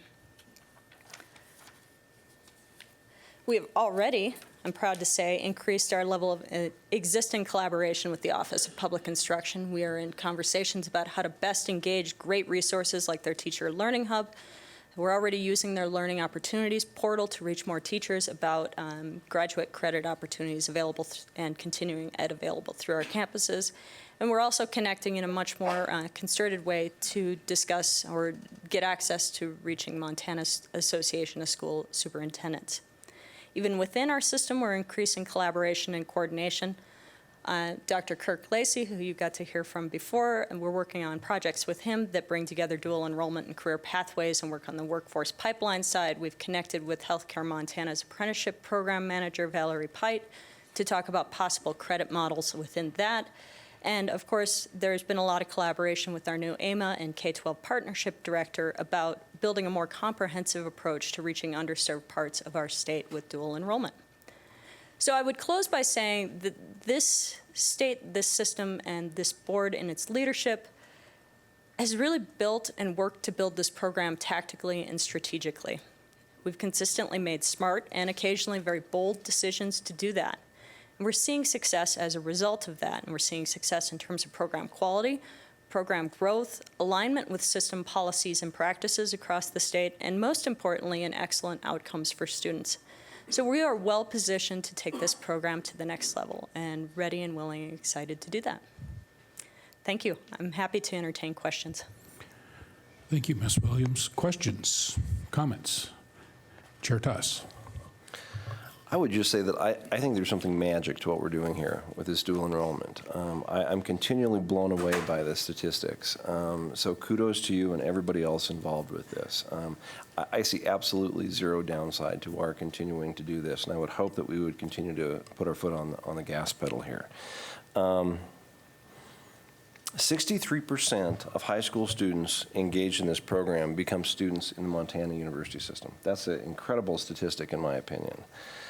I'm a little concerned about the credit for credit program going away. I mean, you had talked about how successful that was and how much our high school teachers enjoyed that, and heretofore it's been a good component to this particular program. Has there been discussion about not having that go away, about investing appropriate funds in that particular component? Not to my knowledge. That was an internally funded initiative, and it always had an end date on it. What we have been discussing is what's next, and really that's my mentality with program management. And what I heard through Credit for Credit is a lot of positive feedback, and that's outstanding, but we're missing an entire group. Teachers that need their masters, teachers that need a more comprehensive approach, and we're also missing the opportunity to incentivize participations of our universities in creating graduate credit coursework for teachers. And we're looking at a program called Title II. It's federal funds, and there are two different models in other states that have been successfully leveraged for increasing teacher credentialing. We call this in my world teacher credentialing issues. So Title II would allow us to do, and it's a competitive grant, and would allow university system programs to partner with their Department of Education and a high-needs school district and specifically target building graduate courses. There would be an allowed use for funds for the university system or the university that's applying to use those funds. Also, there's allowed use for teachers to have their tuition paid within that. So we see a much more wraparound comprehensive approach. And I could see that being very successfully utilized to hopefully, and it's not my place to build the programs, but if I get to talk about the type of program I'd like to see, online would be a big one because we hear consistently and have done a survey of K-12 educators about what works best with their schedule. So online graduate coursework, maybe campus touch-ins like Montana's School of Masters of Science Education has both online components and then summer components as well. Utilizations of programs like that that really have some robust funding behind them could really make a more comprehensive impact. So Credit for Credit has been fabulous. Whenever I talk on a national level, it is very popular. You know, it'd be great to see that stick around, but it's also really important that we look at this from a much more comprehensive and sustainable level. And I think that Title II has a lot of potential there. Thank you. Just keep up the good work. This is an important initiative that's been supported very deeply by this board. Thank you. Thank you. Regent Tuss, Regent Johnstone. Thank you, Chair. Yes.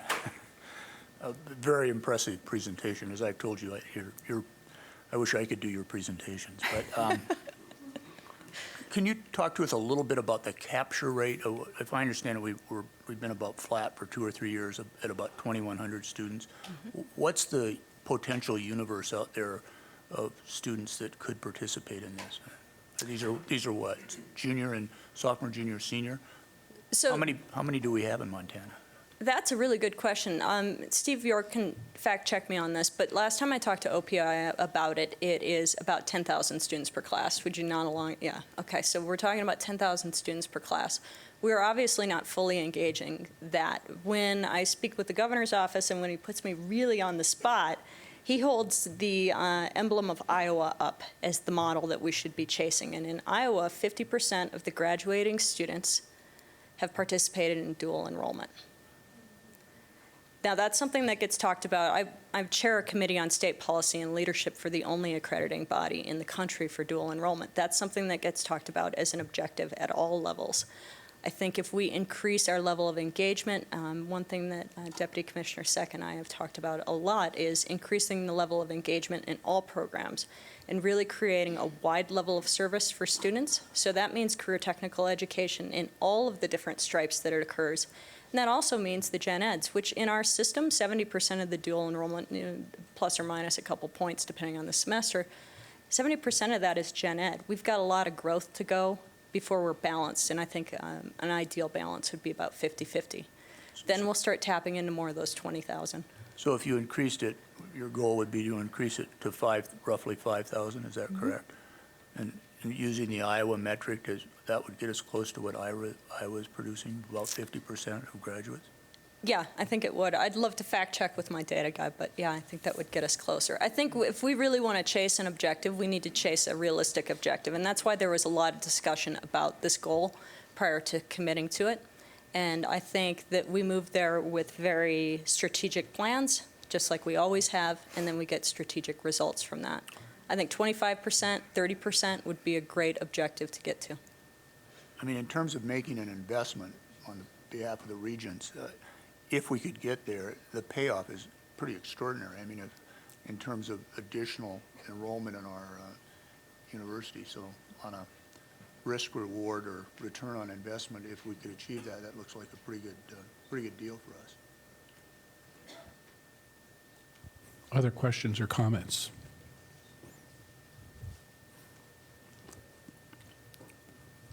Yes, thank you, Mr. Chair, and thank you for your presentation. The dual enrollment program is a great opportunity for the Montana students, and the initial success numbers are very encouraging.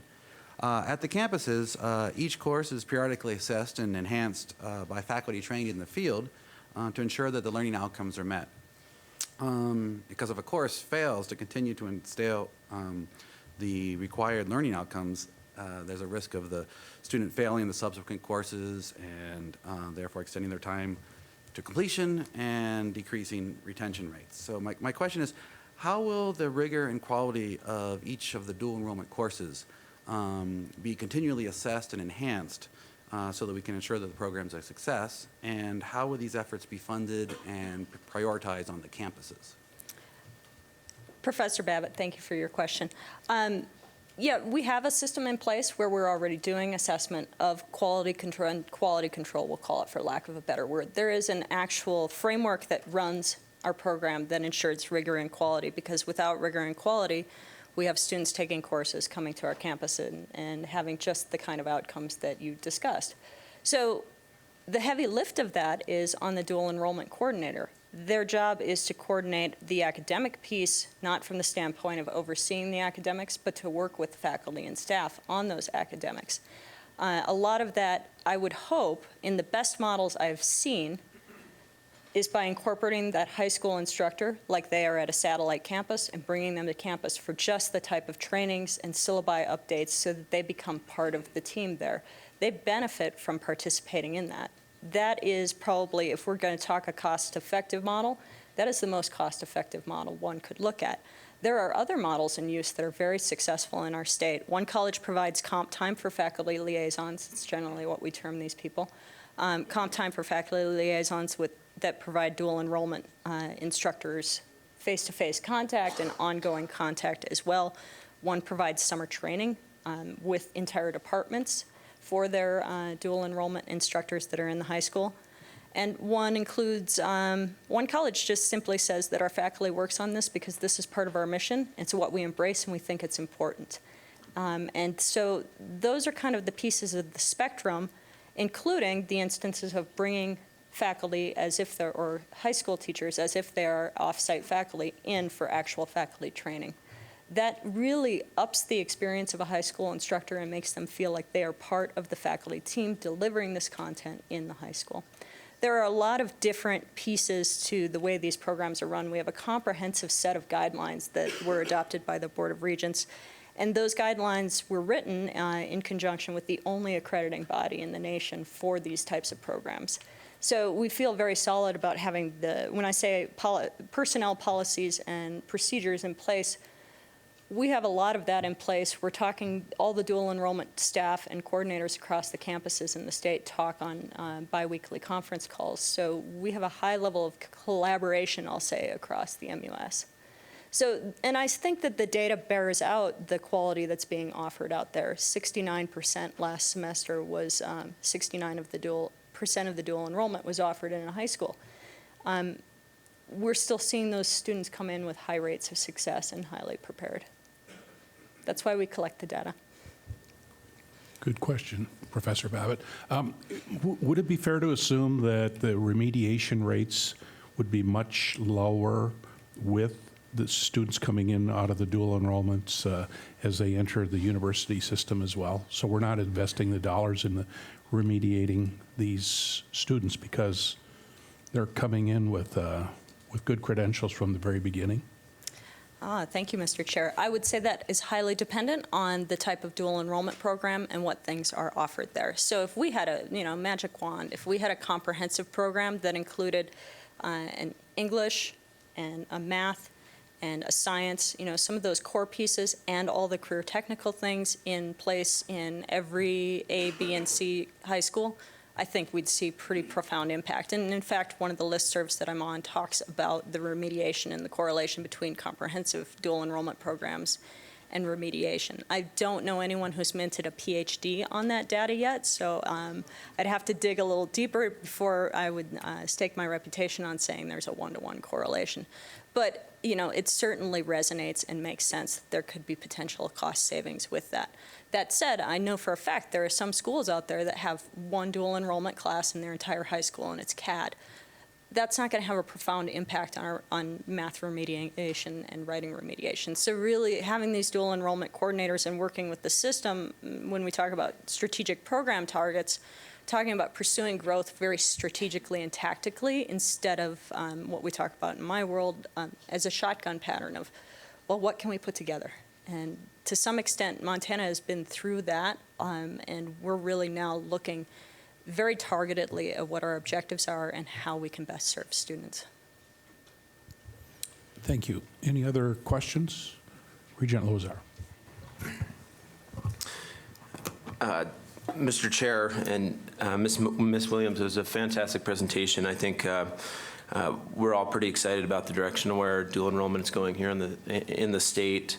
And I too, like Chair Tuss, is a little concerned about the credit for credit, and we've got essentially 2 months before that is going to be sunsetting. So my question might be a process question. What do we need to do from a board perspective or for OCHI, knowing that this was self-funded for a couple of years? What do we need to do to ensure that we're giving the teachers who are currently providing dual enrollment coursework enough lead time to know whether or not the credit for credit is going to be available in the fall or not?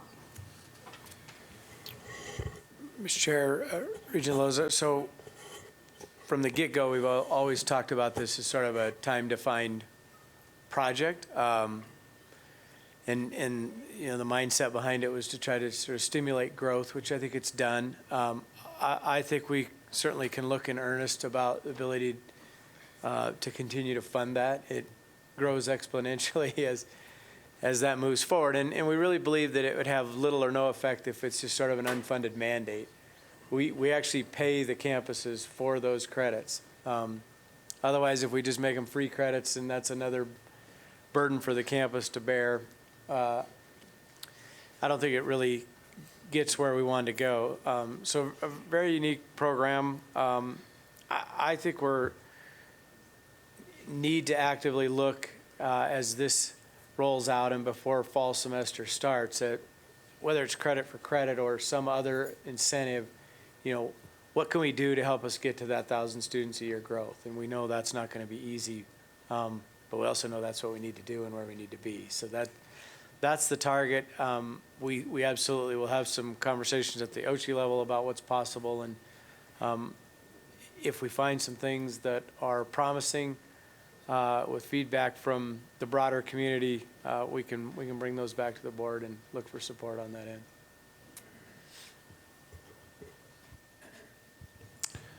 Okay, with that, let's move to our final item from the two-year committee this afternoon, the 2016 Phi Theta Kappa nominee recognition. Deputy Commissioner Seck. Mr. Chair, members of the board, thank you. I would like to invite President Karras, President Klippenstein, and Dean Wolf to come forward. This is an exciting opportunity to just take a few moments and recognize some truly tremendous students in our two-year and community colleges who deserve recognition. The purpose of the Phi Theta Kappa program is to recognize and encourage scholarship among associate degree students. And to achieve this purpose, the organization provides opportunities for the development of leadership and service. Phi Theta Kappa community college presidents and community college state associations sponsor the all-state community college academic team ceremonies from 37 participating states. These students were nominated by their faculty for the membership into the Montana chapter of Phi Theta Kappa Honor Society, and to receive an invitation to membership in Phi Theta Kappa, students must have a grade point average of 3.5, they must adhere to standards of the society, and these students must meet the qualifications, and the ones you will hear about today do. And it's very exciting. So we will have the presidents and dean introduce their students as we scroll them past. So we'll start with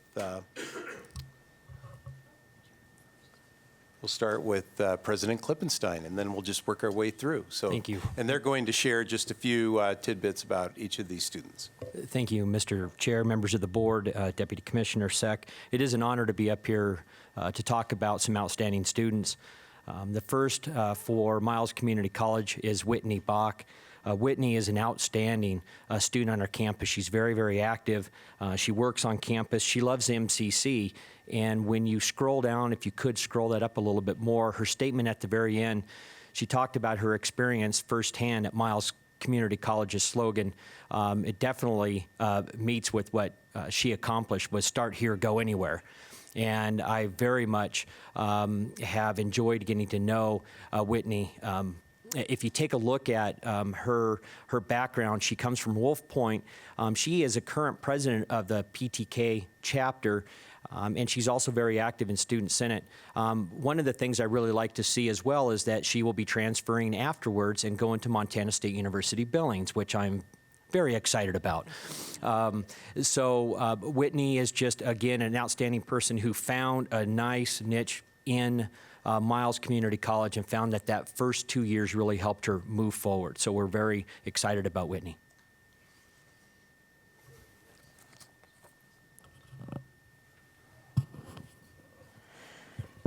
I want to thank Deputy Commissioner Seck and this whole process in order for us to honor these students who do just amazing things. Samantha Bissell, right now I want to tell my boss, President Cruzado, she is currently a full-time student at Montana State University Bozeman, but she started with us, and she used those 2 years of getting her Associate of Science to work on her Bachelor's of Science in Cell Biology and Neuroscience.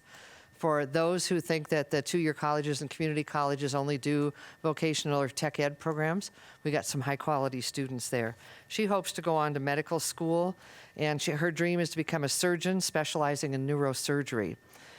Samantha believes that attending a 2-year campus prior to the 4-year is the most rewarding option for high school graduates. Perhaps the most intimidating time in a person's life is the day after high school graduation, because at that moment, you realize you are no longer saying you will do something, you're now expected to do it. And while my favorite motto is do now what others won't, so you can later do what they can't, it can be extremely daunting to know where to start. Great Falls College offered every resource necessary to succeed, one of my most favorite being the Academic Success Center.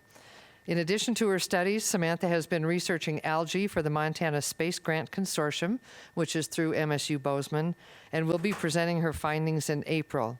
The best advice I can give college students is you get out what you put in. Why not invest your entire self?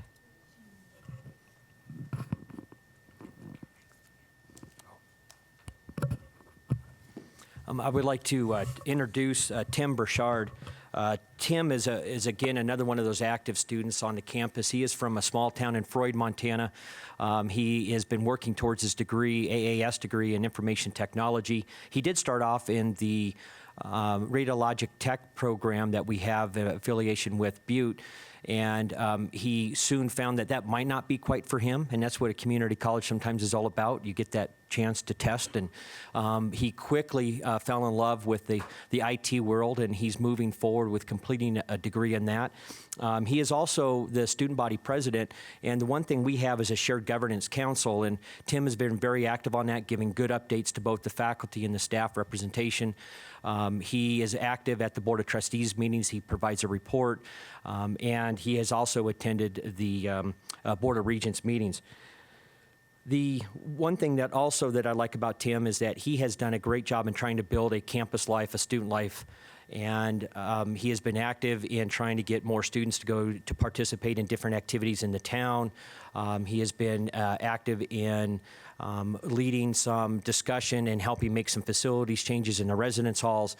And so Tim is just a great example of somebody who has taken activism in a great way. But I do want to also share one thing with Tim, and that on Monday, John Seck and I received the announcement that, and I'll just read this, it says, "Congratulations, your student, Tim Burchard, is the top scoring student from your state and has been named the 2016 Coca-Cola New Century Scholar." This program is sponsored by Coca-Cola Foundation and the Coca-Cola Scholars Foundation, with additional support provided by the American Association of Community Colleges and Phi Theta Kappa. The selection is based on the score earned in all USA community college academic team competition, for which more than 1,900 applications were received this year. Nominations were evaluated on academic achievement, leadership, service, and a response to a significant endeavor. And so, again, we're very proud of Tim for this great honor. He'll be attending the AACC conference in April, and we'll receive that recognition. And I do want to say we're very proud of Miles Community College, and Christy Atwood, our faculty advisor, this is our 6th top scorer in the last 9 years. And so we're very proud of our students and how active they get and the work that our faculty advisor, Christy Atwood does. Thank you.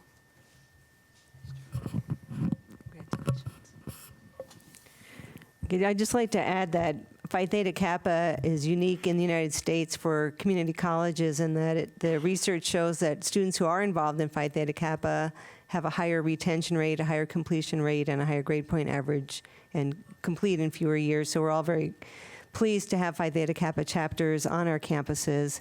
Heidi Fleury is a student who's attending FECC. Prior to that, she served in AmeriCorps.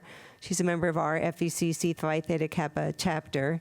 In addition to her studies, Heidi's been very involved in undergraduate research on our campus and has presented on her research. She's also co-planning a session for this year's Expanding Your Horizon, which provides middle school girls the opportunity to explore careers in math and science. We're always pleased to have that with about 600 girls on our campus in the spring. It's an exciting opportunity to see them engaged in learning more about math and science, and Heidi's very involved in that this year. She will be graduating this spring with honors with an Associate of Science degree, and she is planning a career in natural resources conservation as a soil conservationist.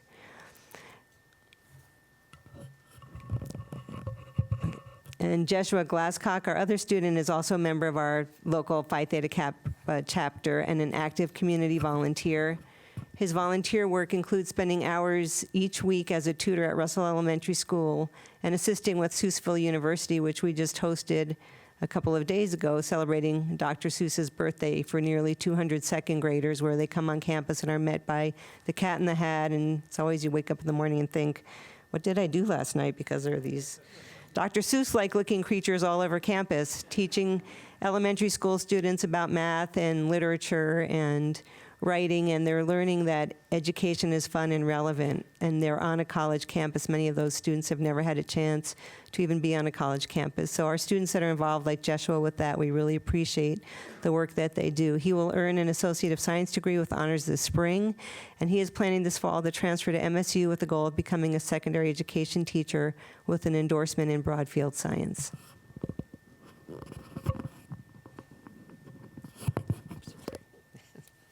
So our last PTK student that we get to honor today is Tiffany Grundle. And Tiffany was born in Lewistown, Montana, and she's currently attending our institution, working to transfer to the University of Great Falls, where she will pursue her undergraduate degrees in biology and math. And I'm really excited about this. Coming from an agriculture background, her future plans are to work with the research of honeybees. And boy, do we need to make sure we've got enough bees in this country to make sure our food supply stays where we need it. Tiffany has truly encompassed college life at Great Falls, noting that she has not been part of such a dedicated team of faculty and fellow students who continue to pursue her to pursue her dreams. She is confident she has the tools to continue her academic career. We're the lucky ones to be able to walk alongside these students. Thank you, Drs. Klippenstein, Karras, and Wolf. Great.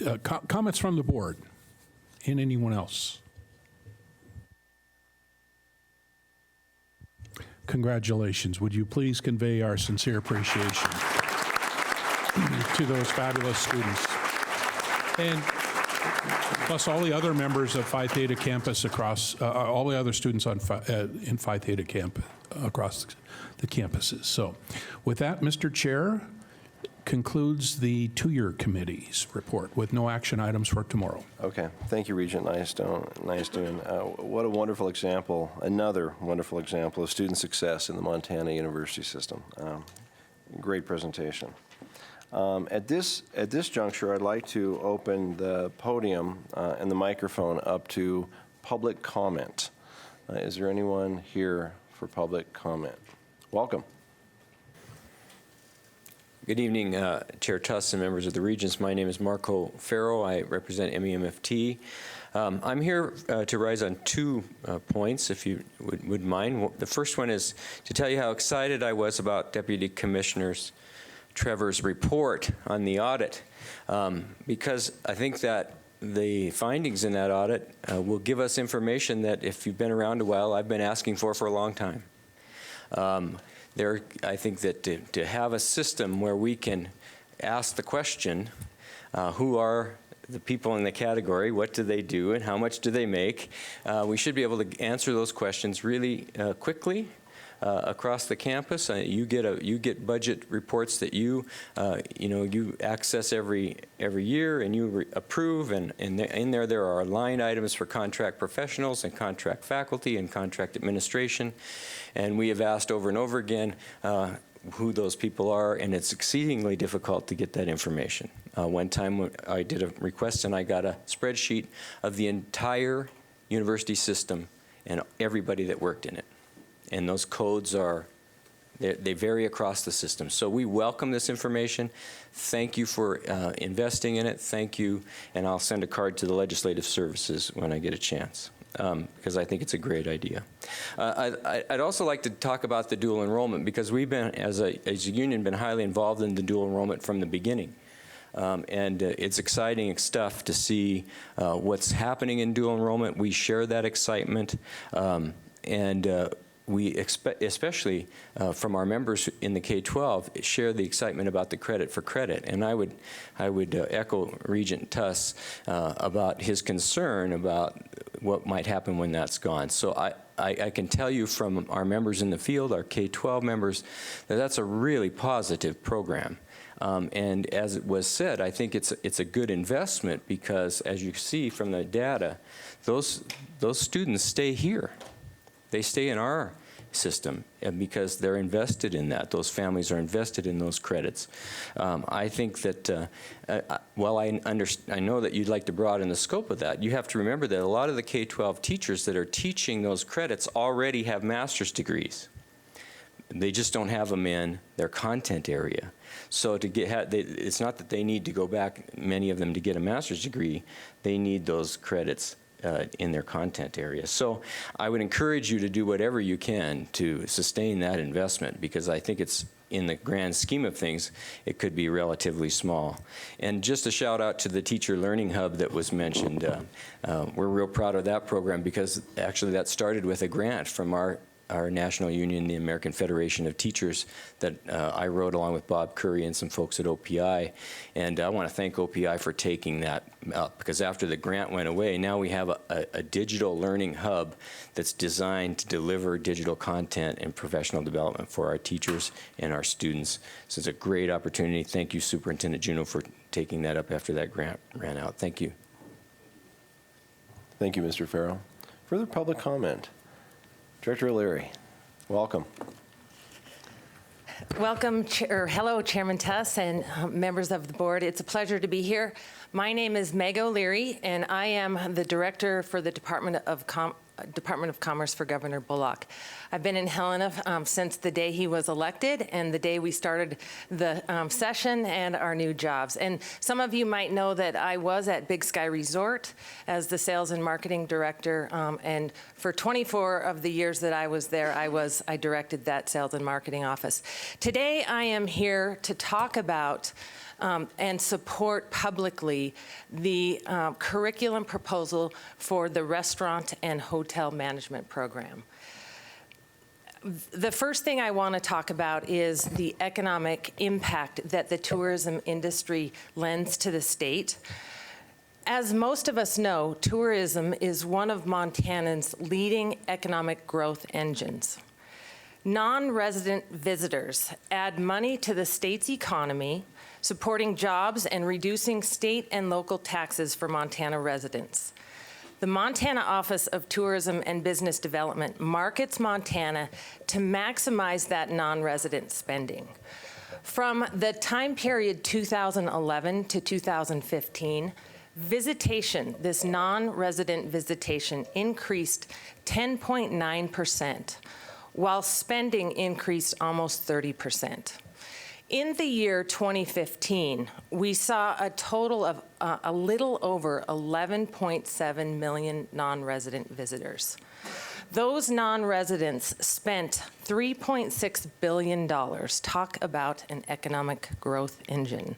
The jobs that support that are over 52,000. The salaries that contribute to our Montana residents is $1.3 billion.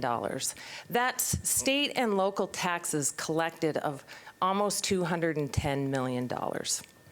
Without that non-resident tax collection, Montana households would pay about an additional $511 in state and local taxes. So you can see that this is a very, very important industry that, that we know has a big future, a big part of where we're going. I wanna tell you a little bit about what the engines are that are driving that growth.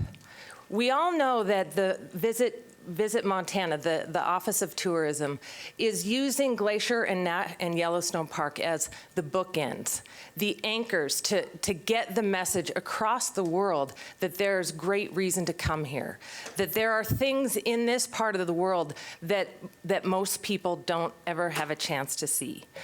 We know that Yellowstone Park increased their visitation in 2015 by 16.6%. That's 4 million visitors, and we all know that most of those visitors come in July and August. On a side note, we are working with both parks on how can we stretch that out and think about other parts of the year. Glacier National Park had an increase in 2015 over 14 of 5%, seeing 2.3 million visitors. The third component that we know brings people here is snow. that, number one, helps us spread out this July and August situation. And number two, we're a place that gets snow. This is kind of a weird year, but we are a place that gets snow. In fact, it was snowing at Whitefish Mountain Resort today. So we are driving a message across the country that Montana has snow, and if you think you need to go to Colorado to ski, why don't you come to Montana, because it's snowing here. Not in Dillon. We know that the parks are going to spend quite a bit of amount of time driving they have a really incredible effort going on called Find Your Adventure. It's talking to the millennials. We're telling the millennials across the world, come to the U.S., the national parks in the U.S. and find your adventure. Get away from Las Vegas and California and New York. We also know that the visitation to the parks will come from the Pacific Rim. So those two things alone are reasons for all of us, whether we're in the public sector, in the private sector, to think about how we can steer our destiny. The other growth engine that's happening is with snow being one of the things that's driving growth, we know that the winter resorts are thinking about how they can accommodate this visitation. So they're building more buildings to house and sleep these people. We also know that these are individuals that are sophisticated and have a level of expectation that needs the kind of workforce that understands and can meet that. So let me move on and spend just a couple minutes talking about the curriculum proposal. In my opinion, I think that an excellent job was done, most notably because there was an engagement with the private sector. The Montana Restaurant Association, the Montana Tavern Association, private hoteliers, the different resorts. How are we to know what the anticipated demand is if we're not talking to the private sector? And I know this group thinks about that across all industries. I also think there's an excellent shining on how this is a distinct program that's specific to restaurants and lodging. Restaurant and lodging are in the top 4 driving growth engines in that $3.6 billion. So we really need to be thinking about lodging and restaurants. The emphasis on farm to table and agritourism aligns with the agency work at the Montana Department of Agriculture. It also aligns with what's being done at the Department of Commerce. We also know that private industry, whether you're a destination hotel or you're a restaurant, you're all thinking about what can my menu say that shows that I'm using herbs from down the street. The other thing that I really liked in the curriculum proposal was this element of how we can take this future workforce and give them tools to think about how to become their own entrepreneur. You probably read that in the pages, how these are jobs, these are opportunities that can inspire and aspire to keep our young people here. I can have my own hotel. I can have my own restaurant. You probably saw the section about the demand for new students. I believe this to be true. And an anecdotal story that comes from the Flathead Valley. The people up in the Flathead Valley will talk about recruiting and where are we going to get our future workforce. And Las Vegas has a really great program at the university that highlights hotel, hospitality, tourism, restaurant, that whole ball of wax. Well, we know that tourism visitors will think, when they think about a destination experience, they think about the beach or they think about the mountains. And why would we let this future workforce go study in a hot place like Vegas where their economic engine is gambling? Right? It just doesn't make sense to send these young, smart people to Vegas. Let's get them here to Montana where they're going to have the opportunities to experience several resorts that unique attributes are the mountains, right? The other thing that we know to be true is this alignment with the private sector that the curriculum proposal lines talks about, is that there is financial commitments already. We have verbal financial commitments from the private sector saying we will help prop up this we will create a public-private partnership. I'm going to move into the Main Street Montana project that Governor Bullock started when he became the governor. And we all know that Regent Johnstone, it would not be where it is in Phase 3 if not for the work that Regent Johnstone and Larry Simpkins did to get this to where it is. I'm going to skip over what Phase 1 was and Phase 2 was, because I know you all know about that hard work. In fact, Dr. Lacey talked about, the program that he talked about today is a direct result of the workforce pillar that we uncovered as we were talking with everybody. So I'm going to jump right into the tourism kin. The key industry networks that are in place, there are 13 of them. What happened for the key industry networks was we looked at what is driving the engines of all the industries across the state. Who is making the money? Who's employing the people? Where are they coming from and what are they doing? And we came up with 13 buckets. And you know that tourism is one of those key industry networks. They have already done the hard work of figuring out what they want to do to recommend to the governor, the key elements that they can recommend to the governor for his help to further the bottom line for their industry. Recommendation number 3, it's almost like you gave this to them. These are 25 people that represent every kind of tourism business across the state, from east to west, north to south, whether you're you're into hunting and fishing, whether you're a horseback guide, whether you're a downhill skier. These people sat at a table for at least 5 different meetings and hammered out what is it that we can come together on and have 5 or 6 or 7 different messages, unifying messages to tell the governor this is what we need to help further our industry. Back to number 3, recommendation number 3, increase 2- and 4-year certification and career opportunities for hospitality, recreation, and restaurants at Montana's colleges and universities. So very good job with that. That was taken very seriously at the report out session with the governor. The other thing that both the curriculum proposal and this tourism key industry network emphasize is that the growth of this industry really needs a professionalized workforce, and that's what this curriculum is going to do.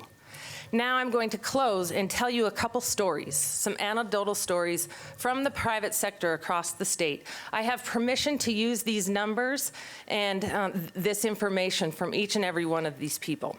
Let's just talk about Southwest Montana for a second. You've heard of the Yellowstone Club, you've heard of Spanish Peaks, you've heard of Moonlight Basin, and you've heard of Big Sky Resort. Just in those 4 areas alone, over the course of the next 10 years, we are going to need tens of thousands of jobs. And this is no exaggeration. Currently, Yellowstone Club employs 950 employees. Of those, 200 of them, the need is for skilled labor, a skilled workforce that is perfect for this curriculum. These 200 positions, in the 3 to 4 year timeline, they could be making in the range of $50,000 to $55,000. These are real jobs. The industry is not made up of low-paying service jobs. So think about that. One of those 4 entities alone has currently 950 employees. Great needs, things like the director of golf operations, things like the director of corporate restaurant, hotel, and hotel lodging. These are very, very important things. And again, sophisticated clientele. Now, everybody says, well, Big Sky, that's its own little bubble down there. Well, let's jump up to the Flathead. Whitefish, Kalispell, Columbia Falls, all building future hotels that are from every brand of hotel line. So from the budget-oriented traveler to the high end. So we need that cross-section. Yes. The other thing that Dan Graves, my friend from Flathead, said is, I want to talk about the culinary opportunity for just a second. He says, oh gosh, a lot of these jobs are burger slingers.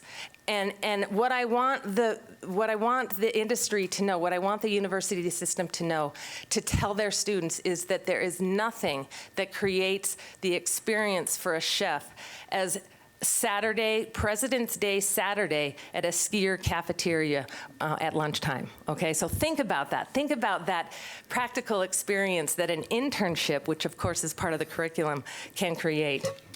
Another company, a Montana company that has 13 hotels statewide, they're looking to build 2 to 3 hotels per year over the next 5 to 10 years. Right now, they're recruiting out of state. They don't like to do it. In fact, they hate to do it, so they really lean heavy on internal. They work really hard because we all know how much we want our internal candidates to improve and move up the chain. These positions are anywhere from $32,000 to $35,000 at the entry-level management position. They have some leadership positions in the $60,000 range. This is a company that extends from eastern Montana up to the northeast pocket. So while we talk about the bookends of the winter resorts, the Big Skies and the Whitefishes, here's a Montana company that has great needs. The other thing is this company is actually doing their own training. They're sitting their people down and saying, let's talk about financial statements, let's talk about P&Ls. They're creating their own professional stock right there within the house, and boy, wouldn't they love to be driving revenue instead of thinking about teaching financial statements. So with that, I asked each and every one of these people, if the university system in Montana, in addition to the programs that are out there, if there was one, a 4-year program at Montana State, would you recruit there? You know what their answer was. It was absolutely, and a couple of them even said we might even open up a recruiting position and have them live in Bozeman. So with that, thank you for your time, and it's a pleasure to be here. Thank you, Director O'Leary. Is there further public comment? Is there additional public comment? Is there any additional public comment? Seeing none, could I turn the mic over to the Chancellor? Chancellor Weatherby, I believe that you have a reception for all of us in Main Hall, correct? Yes, we do. Refreshments, time for refreshments. And you're all invited. Main Hall is the large building at that end of the campus. I would recommend that you just walk either through the library. Oh, never mind. It's beautiful outside. Just go out that door and walk around that building, and you will see the entrance. And you're all welcome. Oh, and do check out the student art exhibits. Go up the staircase behind the lobby to see where the model classroom is being constructed. And I've also been told that the Emmerich Art Building will be open if you want to walk over to the cool little glass-blowing studio that is across from Sparky's Restaurant. So endless things to do. Thank you, Chancellor. Good evening. Thank you, Chancellor. We stand in recess until 8:15 tomorrow morning. Thank you.